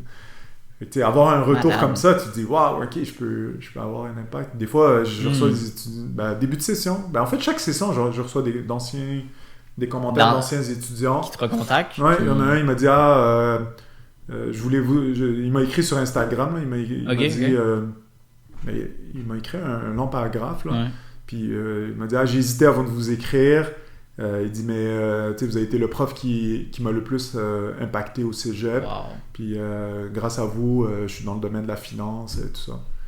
Tu sais pas, cette personne-là. Et là, tu sais, en lui c'est répondant, lui, il réalise pas le message qu'il vient de m'envoyer, mais tu sais, Toi, pour comment moi, tu l'as reçu, c'est... comment tu t'es senti? Pour moi, ça vaut plus que le salaire qu'on paye. Ah, Tu sais, ok. c'est comme c'est ça la forme de rémunération la plus valorisante, c'est que là, c'est comme, ok, c'est pour ça que je fais ce métier-là, tu sais. C'est pour magnifique. avoir un message quelques années après de quelqu'un qui dit, vous avez été le prof qui m'a le plus marqué au cégep. Fait que ça, c'est toujours le fun de recevoir des messages comme ça, ou les évaluations à la fin de session. OK. Tu vois, c'est Ah le oui, les évaluations. meilleur cours du cégep, Ouais. super intéressant. Ça m'a permis de discuter avec mes parents de sujets. Ça m'a permis de changer ou des gens qui changent carrément de programme juste à cause de mon cours, tu sais. Des fois même ça met de la Wow. pression, là tu fais comme j'espère que j'ai dit Ça les conseille trucs pas de drop out, ouais là. c'est Ouais, ça, c'est tu sais, ça. t'as quand même un poids important après là, mais tu sais c'est le fun. C'est génial. Puis, tu dois avoir un taux de réussite aussi meilleur vu que tes étudiants ils sont Ben, en fait, ça, je sais pas parce que je suis pas non plus un prof super sévère, tu sais, qui fait des examens pour piéger les étudiants. Fait que, Ouais. tu sais, je pourrais pas te dire si vraiment j'ai un taux de réussite plus élevé, mais tu sais, généralement, mon but, c'est pas de faire échouer les étudiants. Fait que, l'étudiant qui est là, Ouais. qui travaille, qui fait ses Je devoirs, tout ça, ses travaux, tu sais, généralement, il réussit bien mon cours. Après, si t'es là, tu fais rien, c'est sûr que t'échoues mon cours aussi. Fait que c'est comme un peu les deux extrêmes, là, mais j'essaie plus de rendre ça dans une formule où si tu travailles, tu réussis. C'est exactement ça. C'est tellement de bonne logique. Ouais. Puis, tu sais, moi, ce que j'ai aimé dans mon parcours cégep, c'est qu'il y a plein d'activités que j'ai faites avec les profs, par exemple, en conjoint avec eux. Comme on a fait des hoodies pour les étudiants de la technique, ça, on a fait ça deux ou trois fois. Avec les différents designs, puis ça, j'ai travaillé avec des différents logos là-dessus à travers les années, puis la foire aussi, on a fait ça, on s'est déplacé, j'ai créé un setup de foire avec des tables, puis tout ça avec mon entreprise, ils m'ont donné l'opportunité d'utiliser Clotis, ils auraient pu dire, ben non, tu sais, c'est pas assez sérieux, va prendre une autre entreprise, c'est hot, là. Ben oui, des jeunes comme toi, c'est ça qu'on veut. Il manque de ça aussi au Québec, des jeunes entrepreneurs, là. Dans le sens où c'est le meilleur âge, c'est les meilleures années où tu peux créer quelque chose, faire de l'essai-erreur, lancer des projets. Tu sais, même si ça marche pas, c'est pas grave, là, tu vas avoir gagné des années après en termes d'expérience, là. Trouves-tu ça me fait penser, trouves-tu qu'il y a une corrélation, puis là tu dis au Québec, y a-t-il une corrélation, mettons, avec l'entrepreneuriat au Québec, puis mettons, on compare aux États-Unis dans un État... Aux États-Unis, je pense que leur culture est plus, justement, commerce, marketing. Ils apprennent très jeunes à faire des activités comme ça. Ah ouais? Ben oui. OK. Très, très, très jeune. Donc, ici, c'est pas... tu sais, l'entrepreneuriat n'est pas forcément mis de l'avant. C'est un peu un tabou, les finances. Un peu au secondaire, un peu au cégep, un petit peu à l'université, mais pas tant que ça. Aux États-Unis, ça fait partie de leur cursus scolaire. Faire des présentations en classe, vendre un produit, faire des... ils font ça, c'est vraiment dans leur... j'étais pas au courant. Ouais, c'est vraiment dans leur culture. C'est pour ça qu'ils ont une relation aussi à l'argent qui est peut-être différente à la nôtre, là. Parce qu'ils apprennent très jeunes à vendre des trucs, à faire du marketing, à communiquer, à présenter. Finalement, c'est peut-être pour ça qu'ils ont eu, dans le passé, puis maintenant, beaucoup plus d'opportunités peut-être en entrepreneuriat, qu'on voit beaucoup d'entrepreneurs. Avec leur loi, puis tout ça, c'est différent, mais je veux dire, pourquoi nous, au Québec ou au Canada, on n'aurait pas autant au niveau de la population? Parce que c'est ça, c'est déjà dans l'éducation, c'est ça pas... part de là, dans l'éducation. On met pas ça assez de l'avant.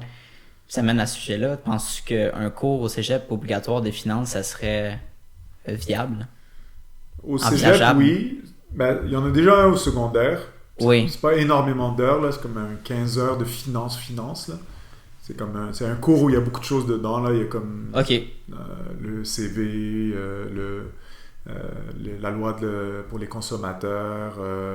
C'est un cours où il y a beaucoup d'éléments, là, qui sont mis là-dedans. Puis il y a une volet finance, un peu de budget, un peu de crédit, un peu de placement. Fait que, c'est un peu tu touches tes bases, dans le fond, là? Ouais, au secondaire. Ça, c'est bien. Secondaire 5. Fait que c'est pas si mal. Ils apprennent à comment avoir un premier emploi. Des trucs de base. Son appartement.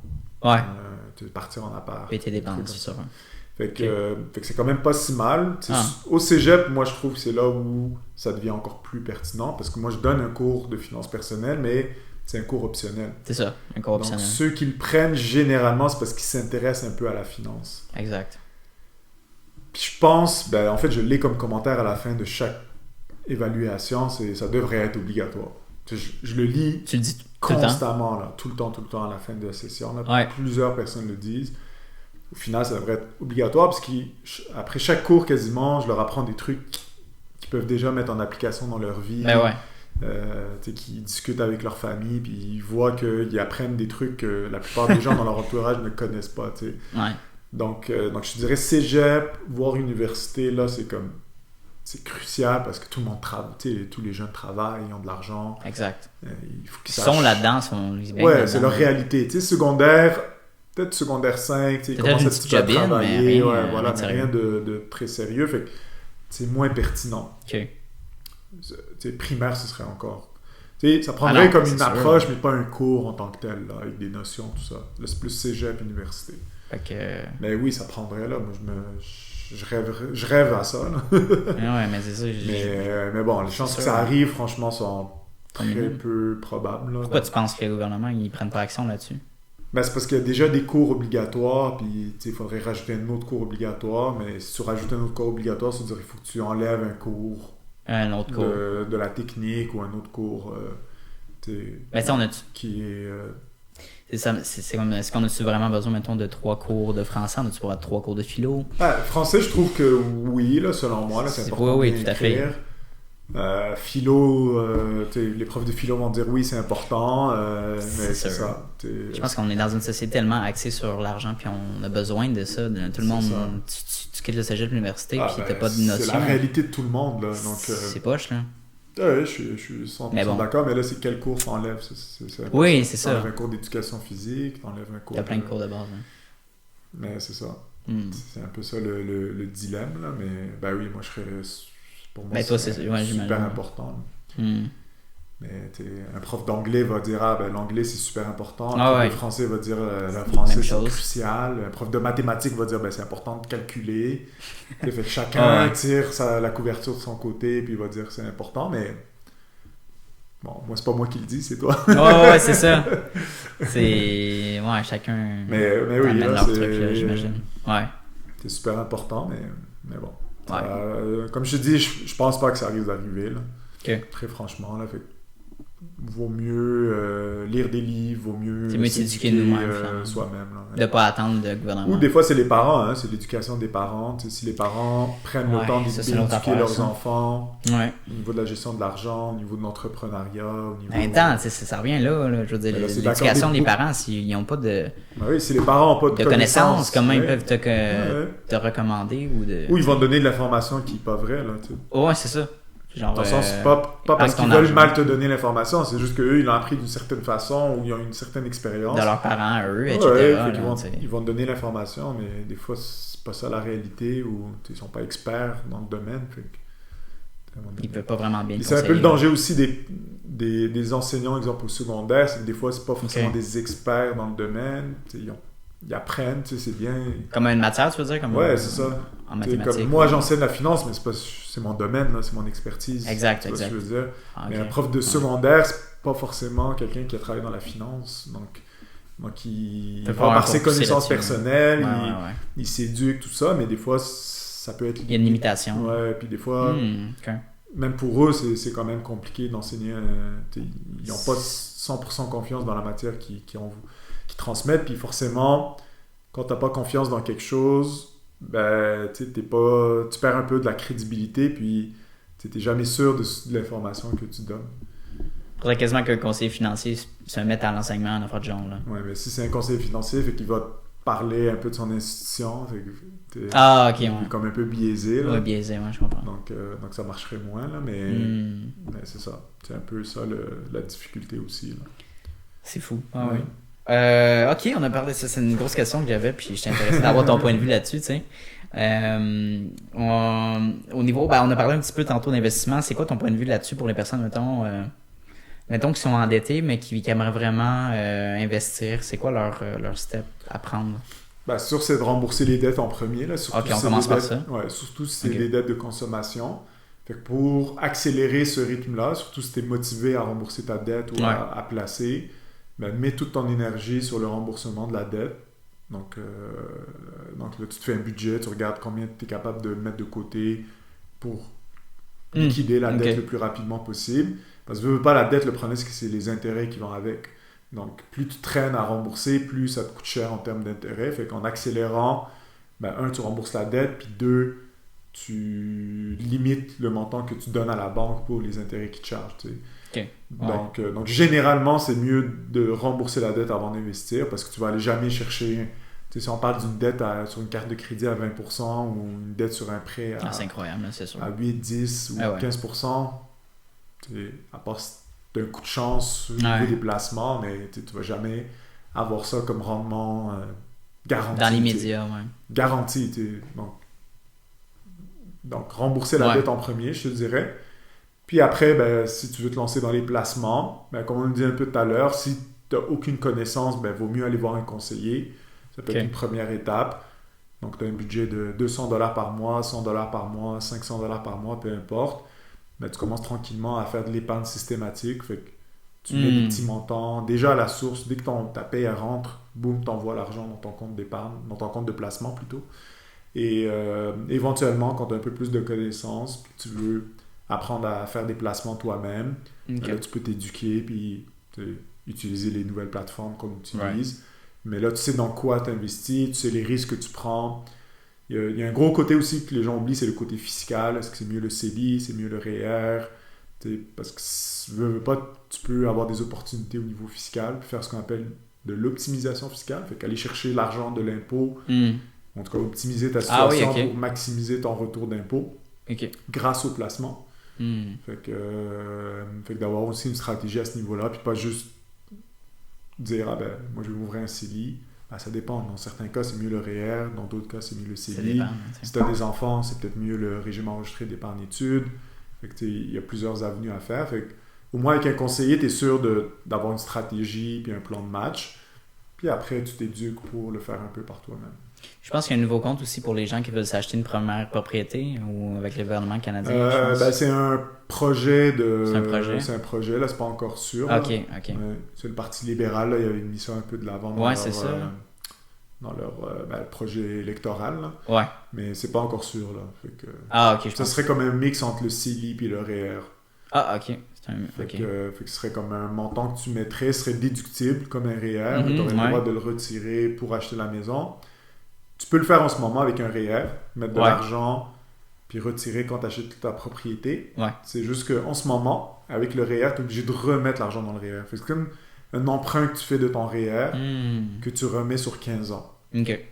Avec le projet, là, si ça voit le jour un jour, là, tu n'aurais pas besoin de rembourser le montant.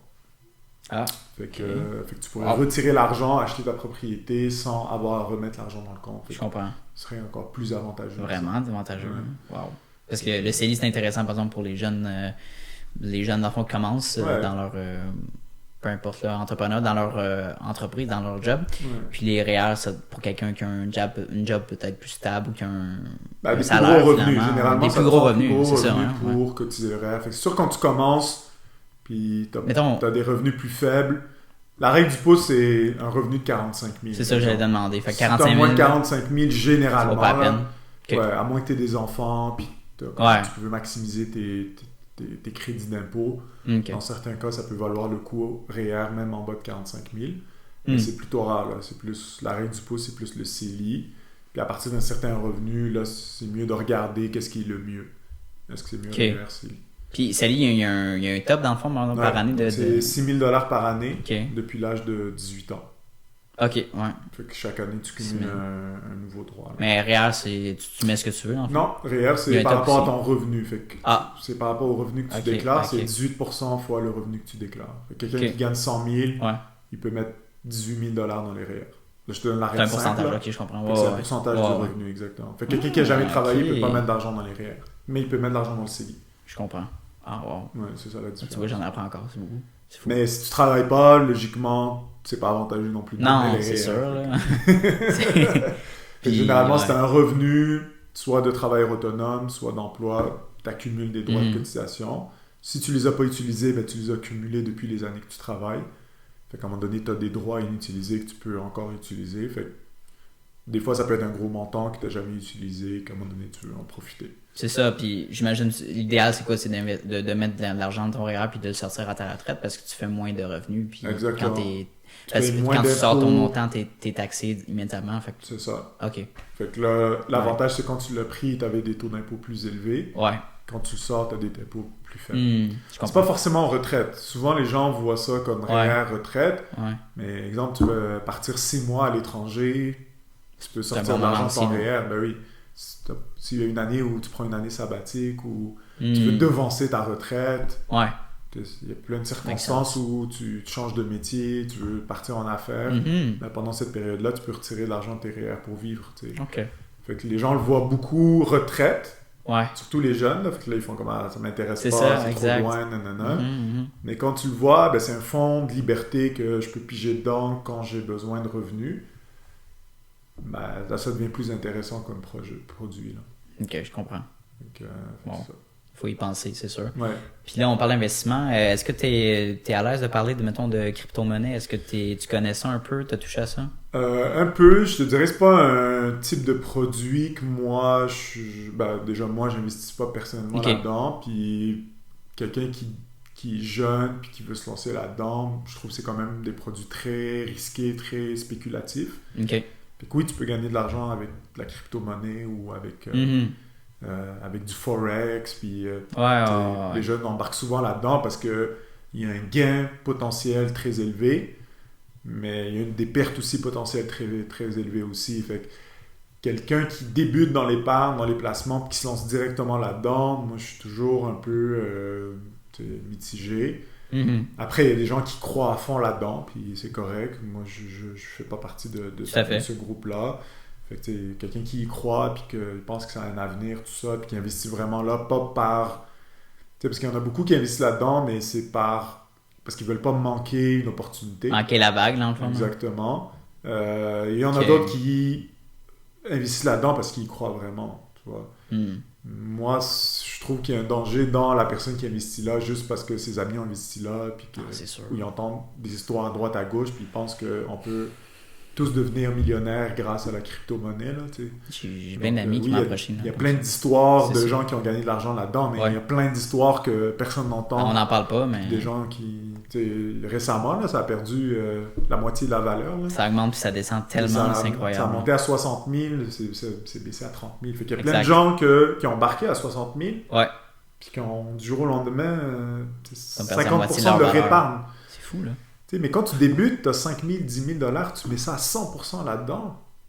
Puis du jour au lendemain, tu as la moitié de ta mise de fonds pour ta maison qui vient de partir en fumée. Mais c'est ça la perte du gain. Tu as voulu faire ça parce que tu voulais gagner beaucoup d'argent, mais tu t'es lancé dans un produit que tu connais pas. Puis ça fluctue beaucoup, c'est très volatile. Il faut avoir le cœur solide quand tu investis dans ces trucs-là. Je pense qu'on est dans les débuts aussi, fait que c'est sûr qu'il y a du monde qui veut surfer et qui veut se préparer, mais c'est comme au début, quand Internet est sorti, beaucoup de personnes qui ont mis de l'argent dedans et beaucoup qui en ont perdu. C'est sûr. Les gens qui font du trading, là, comme achat et vente, là, 90% des gens perdent de l'argent. 90? C'est un vrai stat. Wow. Toutes les recherches là, autour, là, c'est plus ou moins 90, là, mais la majorité des gens qui se lancent là-dedans perdent de l'argent. Fait que, ou ne tiennent pas, parce que le but quand tu fais de l'investissement, c'est de faire ça pendant des années. T'sais. Ton but, c'est de toujours faire travailler ton argent. Fait que, si tu as une méthode qui fonctionne pendant 6 mois, mais après 6 mois, tu perds de l'argent, c'est pas viable à long terme. Fait que vaut mieux avoir une stratégie où tu diversifies, où tu répartis ton risque, où tu as une stratégie plus logique, plus à long terme, avec des produits financiers qu'on connaît, que tu es capable d'évaluer. Tu sais, la valeur de la crypto à 50 000 $ aujourd'hui, comment tu évalues le 50 000? Sur quoi tu te bases pour trouver cette valeur-là? Tu sais? Mais la valeur d'une action... c'est une monnaie virtuelle. Hein. Tu peux pas vraiment être l'action de la Banque nationale, ben, sa valeur est déterminée par les profits que l'entreprise génère, par ses revenus, par les dividendes qu'elle verse. Je suis capable de calculer la valeur de cette entreprise-là. Mais mettons le Bitcoin, c'est parce que c'est basé sur une autre personne qui va mettre ce montant-là. Puis c'est l'offre et la demande. Il n'y a rien que ça. Rien le lendemain, il n'y a que l'offre et la demande qui dictent la valeur du produit. Fait que, quelqu'un qui pense qu'il y a une science infuse qui est capable de deviner l'offre et la demande future du produit, ça peut être une méthode. Là. Je ne dis pas le contraire, mais moi, personnellement, je ne suis pas capable d'évaluer la valeur. Fait que pour moi, c'est pas un investissement. Je me dis, même si je perds des rendements, mais au moins, j'ai pas investi dans quelque chose que je connais pas. Je comprends. Moi, ma règle de base, c'est de investir. Tu l'as dit, la bonne phrase, c'est de pas investir dans des choses qu'on connaît pas. Qu'on connaît pas. Donc, c'est sûr. Hein? Puis pire encore, d'investir dans quelque chose juste parce que quelqu'un t'a dit quelque chose. Là, généralement, ça marche jamais. Ça donne toujours des expériences où les gens perdent de l'argent. T'as mis parce que quelqu'un t'a dit ça, puis au final, tu rentres au mauvais moment, tu vends au mauvais moment, puis ça finit par être une mauvaise expérience. Puis si t'es chanceux, tu vas sortir de là avec un montant d'argent, puis là tu vas écouter quelqu'un d'autre, puis tu vas finir par perdre l'argent initial que tu avais fait. Un peu comme du ça tient pas la route à long terme. Là. Ça ressemble un peu à du gambling, là, tu sais, quand au Ben, casino. pour moi, ça c'est ressemble du beaucoup à ça, là. casino. Ok. Beaucoup de gens, Ah ouais. surtout la dernière année, là, beaucoup de gens. Puis là, tu sais, on n'a pas connu. Puis ça me fait rire parce que là, dernièrement, on a eu une petite baisse de marché là, de comme 5%. Puis il y a des gens qui paniquent. Là, Ah puis ouais. c'est comme. Mais là, je suis comme. Mais c'est ça, la bourse, là, c'est des fluctuations. Tu pensais que ça allait que augmenter. Fait que, tu sais, il y a des gens qui ont mis de l'argent qui pensent qu'ils sont devenus experts en investissement parce que la bourse a augmenté de. Ils ont acheté un stock, ils sont experts. Ouais, donc de 20-30%, Mais ouais. mais c'est parce que c'est le marché qui a augmenté de 20-30%. C'est pas parce que toi, C'est t'as ça. choisi le bon cheval. Fait que là, Mhm. c'est tout le peloton qui a pris de la valeur. Fait que le jour où ça a baissé, tu sais, il y a beaucoup de gens qui vont se remettre en question, puis peut-être que leur croyance ou leur euphorie initiale, tu sais, ils vont vite retomber sur terre. Là, tu sais. Ok. Fait que Ah. moi, je préfère, comme je te Ouais. dis, en termes de stratégie, là, d'avoir quelque chose de plus soutenable à long terme, donc une méthode plus logique. Ok. Puis l'avantage de toujours investir, donc quand tu as une méthode où justement tu mets de l'argent de façon plus passive, Ouais. puis de pas forcément te casser la tête à vouloir trouver la meilleure opportunité, tout ça, puis du profit à court terme, c'est qu'au final, tu bâtis, tu vois une progression, puis tu bâtis un portefeuille plus soutenable à long terme. Fait que, Ok, wow. Ben, merci pour ton opinion. Puis je vais finir sur un dernier investissement. Ma mère puis mon père sont dans l'immobilier, L'immobilier, puis ils ouais. m'ont dit l'immobilier c'est un meilleur investissement que tu peux faire dans ta vie, c'est stable, puis il n'y a pas de problème, tu sais. D'après toi, est-ce que c'est un comparément à d'autres possibles investissements? moi, je suis pas trop immobilier dans le sens où moi, personnellement, Ok. je trouve que c'est quand même un investissement très actif dans le sens où il faut que tu sois sur le terrain, si tu as des Entretien. locataires, Ouais. il faut que tu fasses de l'entretien, tout ça. Puis Ok. moi, je suis pas forcément quelqu'un de très manuel. Ok. Puis j'ai pas la patience, en fait, pour ça. Ouais. Fait que moi, je préfère plus l'investissement boursier parce que c'est plus simple, puis Ouais. je maîtrise plus. Mais quelqu'un qui aime l'immobilier, que ça l'intéresse, puis que il aime le challenge, ça peut être, comme tu as dit, tes parents sont là-dedans, puis Ouais, ça c'est peut être une très bonne façon d'investir. Fait que généralement, les gens, soit ils sont dans le placement boursier ou dans l'immobilier. C'est un peu un choix là, d'intérêt Au finalement. départ.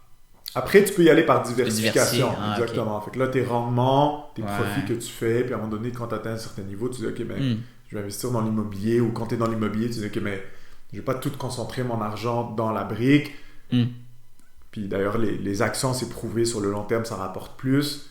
Fait que tu peux diversifier un petit peu tes placements comme ça. Fait que moi, je crois dans la diversification. Fait que tu peux faire du placement boursier, puis à partir d'un certain niveau, tu peux te lancer un peu dans l'immobilier. Mais oui, ça peut être un moyen d'investir qui est très, très bon. C'est juste là, les dernières années, il y a eu une augmentation de la valeur de l'immobilier qui est très élevée. Incroyable, ouais. Fait que c'est sûr, tes parents, ils n'ont pas acheté à la même valeur que toi, tu vas acheter, puis les croissances futures seront peut-être pas aussi intéressantes que les croissances passées.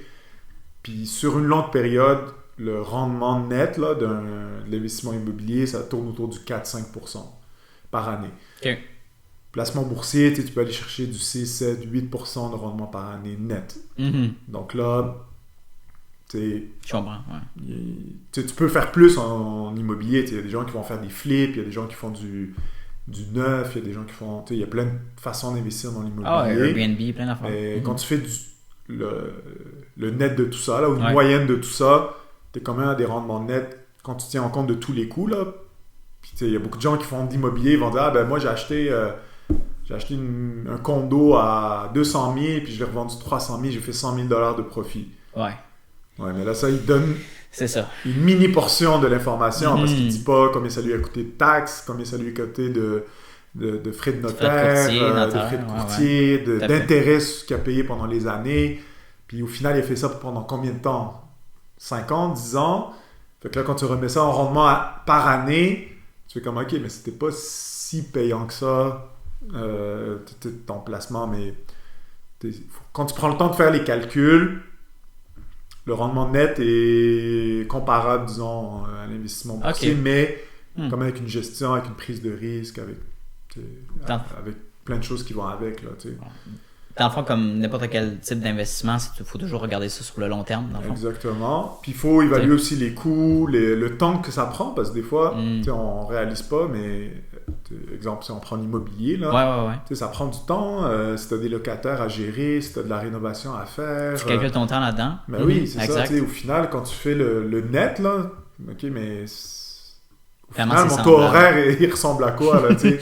Est-ce que j'aurais pas été mieux juste de prendre le même montant d'argent, de l'investir en bourse, puis de rien faire, quoi, de faire peut-être un peu de recherche au début, puis trouver un portefeuille diversifié, puis je le laisse ça.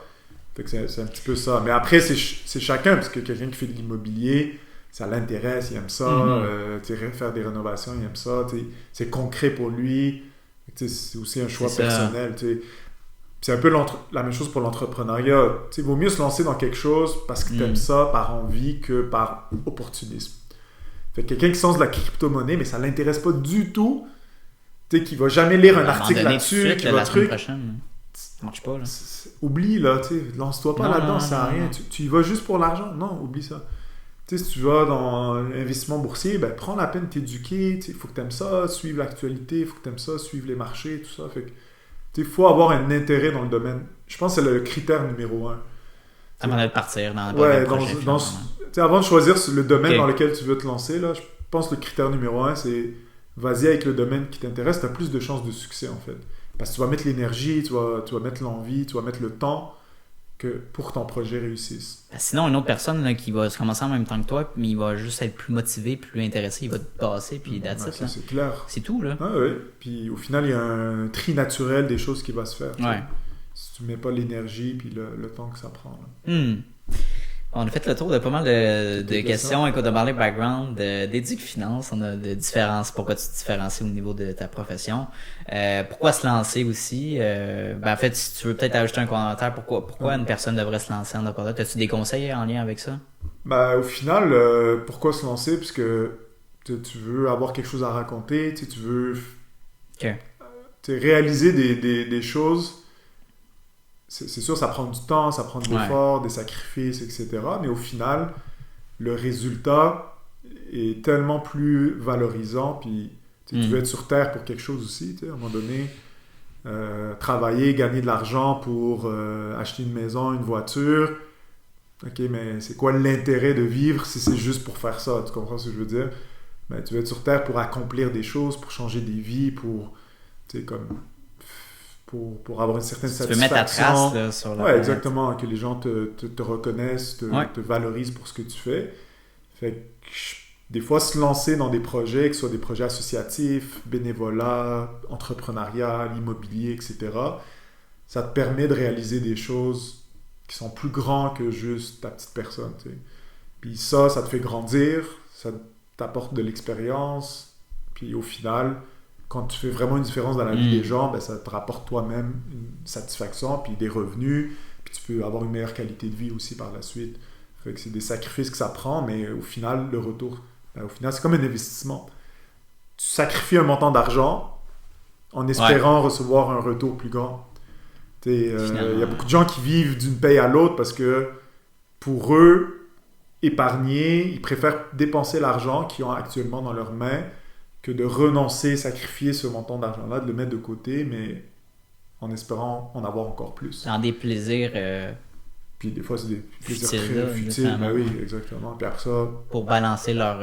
Oui, mais t'améliores pas ta qualité de vie en faisant forcément ça. C'est temporaire tout le temps. C'est temporaire, exactement. Tu reviens le lundi, tu te fais chier au bureau. Tu réalises pas des projets. Le but, c'est que tu accomplisses quelque chose de plus gros. Donc, mettre de l'argent de côté qui va te permettre de, faire le tour du monde, acheter une maison, un chalet. C'est génial, ça. Avoir quelque chose de plus concret, lancer une entreprise ou peu importe. C'est un sacrifice que tu as fait temporairement. Tu as renoncé à une dépense ou à passer des soirs à regarder Netflix. Tu les passes à apprendre comment lancer un podcast, puis tu te lances, puis tu apprends. Et au final, dans ta semaine, tu auras beaucoup plus appris qu'en regardant la télé. Donc, c'est un bon exemple. Le podcast, c'est un bon exemple parce que je faisait pas trop longtemps que j'y pensais, puis je me suis dit, ben, je vais pas trop attendre. Avec l'OT, je pensais vraiment longtemps, puis ça m'a pris longtemps avant que je me lance officiellement, puis que je fasse mes premiers contrats, puis tout ça.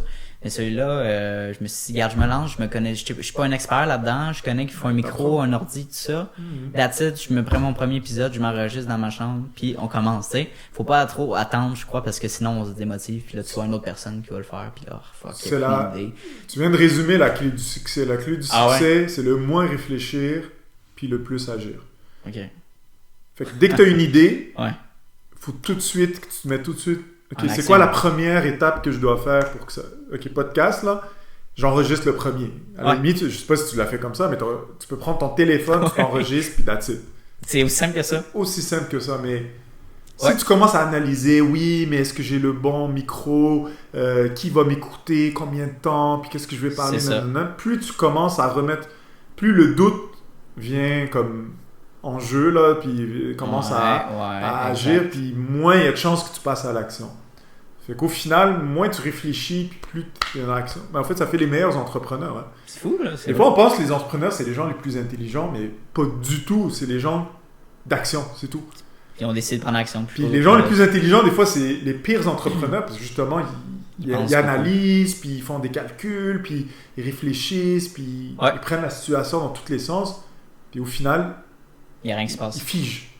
Ils vont jamais passer à l'action. Il y a trop... Alors qu'un entrepreneur, c'est quelqu'un qui est dans l'action. OK, j'ai une idée, je la lance, ça marche pas, c'est pas grave. OK, puis je m'en fous du regard des autres. Fait que si ça marche pas, OK, les gens vont me juger s'ils veulent me juger. Mais au final, tu fais de l'action, puis à un moment donné, ça va marcher. Puis là, les gens qui te jugeaient, ben là, ils vont te féliciter. Puis ils vont voir que finalement, c'est pour ça que finalement, c'était pas juste un petit projet. Là. Wow, OK. T'sais. Mais moi, je le fais pas plus. Moi, je le fais pas pour les autres. Là, je le fais vraiment pour moi. Puis je fais pas ça non plus pour l'argent. C'est gratuit comme podcast, on en parlait tantôt. Puis je veux dire, je fais ça pour pas bénévolement, mais c'est pour partager, rencontrer des gens qui sont inspirants. Puis partager des idées d'entrepreneurs. Fait que les meilleurs produits aussi, c'est quand tu les fais pour toi. Hein. Tu sais, moi, mon application, à la base, je l'ai fait un peu pour moi aussi. J'avais un fichier Excel, puis ça m'énervait. Puis je me disais, pourquoi il n'y a pas un bon outil sur téléphone, pratique, simple à utiliser. Puis, fait que je suis le premier consommateur de mon propre produit. C'est génial. Ça fait les meilleurs produits. Parce que tu peux être critique, puis si toi, tu ne l'utilises pas, tu sais que les autres ne vont pas l'utiliser. Quoi. Wow. Donc c'est la même chose pour ton podcast. Si toi, tu n'es pas prêt à écouter ton propre podcast, c'est que tu fais pas la bonne chose. Si tu t'enregistres, puis après tu écoutes, puis t'es là. Non, j'aime pas ça. Ça, là, moi, surtout que des épisodes qui durent 1h30, 2 heures, faut que je le prenne le temps d'écouter, là, puis en tout cas de monter, puis tout ça. Bon, ben, excellent. Dernière question. Bon, on est rendu à combien, là? 1h30. T'es sérieux? 1h30, pas sûr. Je t'avais dit, 30 minutes. Dernière question pour vous, parce que je commence à avoir faim. Un conseil pour un jeune entrepreneur qui aimerait se partir en affaires? Ben, on l'a dit un petit peu tout à l'heure, c'est de commencer avec un petit projet de rien du tout. Okay. Une petite idée, vas-y avec ta passion, un truc qui t'aime faire. À la limite, même si ça marche pas, ça donne rien. Puis il faut pas penser au gros projet qui va... l'application incroyable, puis ça prend l'idée du siècle. Une entreprise, c'est pas forcément l'idée, c'est l'exécution. En fait. Si tu as un domaine qui t'intéresse, trouve quelque chose que tu peux créer. Puis quand tu commences, puis des fois tu n'as pas d'idée, copie une idée qui existe déjà. Fais un truc qui existe déjà, mais essaie de le faire mieux que ce qui existe déjà. Ça peut être une bonne façon de se lancer. Sinon, de faire des projets, des projets personnels ou des organismes ou juste de lancer une chaîne YouTube. Tu t'en as parlé, là, un truc podcast. C'est des expériences où tu apprends, puis une expérience t'amène à une autre, qui t'amène à une autre, puis à un moment donné, tu vas avoir une idée d'affaires qui peut changer ta vie. Fait que moi, je pense que c'est vraiment de se lancer, de côtoyer des gens qui sont là-dedans, qui vont t'inspirer, qui vont te motiver, puis ça va finir. Si tu restes à rien faire, il y a une expression là, de Wayne Gretzky. Sauve-moi, tu réussis pas 100% des choses que tu ne prends pas. Voilà, exactement. Donc, si tu lances pas, tu vas jamais marquer. Fait au final, tente. Au pire aller, tu vas lancer 3-4 coups à côté. Puis à un moment donné, ça va dans le but, marcher. là. Ouais. Donc, tu sais, les gens voient souvent aussi le succès de la personne, ils voient juste comme le bout du truc. Tu sais, je sais pas moi, LeBron James c'est le meilleur joueur de basket, oui, mais pour devenir le meilleur joueur de basket, là, il faut voir son quotidien. Il a pratiqué, il a tiré, je sais pas combien de ballons pour être capable de tirer, ou Stephen Curry là, qui tire, puis ça a l'air tellement facile, mais il en a lancé des ballons dans sa vie là, pour arriver à ce niveau-là. Fait que quand tu es dans l'action, puis tu pratiques, ben à un moment donné, tu développes des compétences, puis des automatismes, puis c'est ça qui t'amène le succès. Tu deviens un expert. Si tu lances jamais, à un moment donné, comment tu vas devenir meilleur, tu sais? Ou comment tu veux réussir si tu tentes pas. Donc, je pense que c'est un peu ça le mot d'ordre, c'est se lancer, que ça marche ou pas, c'est pas grave. Exact. Puis faire des sacrifices dans sa vie si on se lance dans un projet. Ben ça, t'as pas le choix. Si tu te lances, il faut que tu sois prêt à faire des sacrifices. Okay. Puis à oublier le regard des autres. Le jugement des autres. Ouais. C'est vrai. Ça, comme tu as dit, c'est dur quand on est jeune. Ouais. Mais si tu veux faire partie du 1%, ben, il faut que tu fasses ce que 99% des autres ne font pas. C'est toutes des quotes, mais quand tu y penses, crime, ils ont raison. C'est vrai. Hein? Bon, ben Colin, merci beaucoup, Youssef, d'avoir pris 1h30 de ta journée. Non, ça fait plaisir. Pour notre discussion, j'ai vraiment aimé ça, surtout que ben, tu es un professeur, puis tu as différents points de vue en étant professeur au cégep, donc puis ton entreprise en plus. Fait que je te souhaite beaucoup de succès avec Boutique Finance. Merci. Puis ben voilà, tout le monde, c'est la fin. Puis on se retrouve dans un nouvel épisode bientôt, la semaine prochaine. Salut! Cool? Comment t'as aimé ça? Ouais, c'était bon. Ouais? Ouais, ben avec toi, c'est de la jasette, là. Non, tu m'as gardé réveillé. Bon, ben c'est déjà la fin de l'épisode. Je voulais commencer par vous remercier de votre temps pour l'écoute de mon podcast. Honnêtement, ça me rend incroyablement heureux de recevoir vos messages d'encouragement donc sur les réseaux sociaux. Merci beaucoup. Puis, si vous avez aimé l'enregistrement, ben n'hésitez pas à le partager à vos amis, à votre famille ou à des personnes dans votre cercle d'entourage qui seraient intéressés par l'entrepreneuriat ou par le monde des affaires. Maintenant, à savoir que le podcast il est disponible sur Spotify, sur Apple Podcast et prochainement sur les différentes plateformes Android de podcast. Donc, c'était Jason Business avec Anthony Vézina.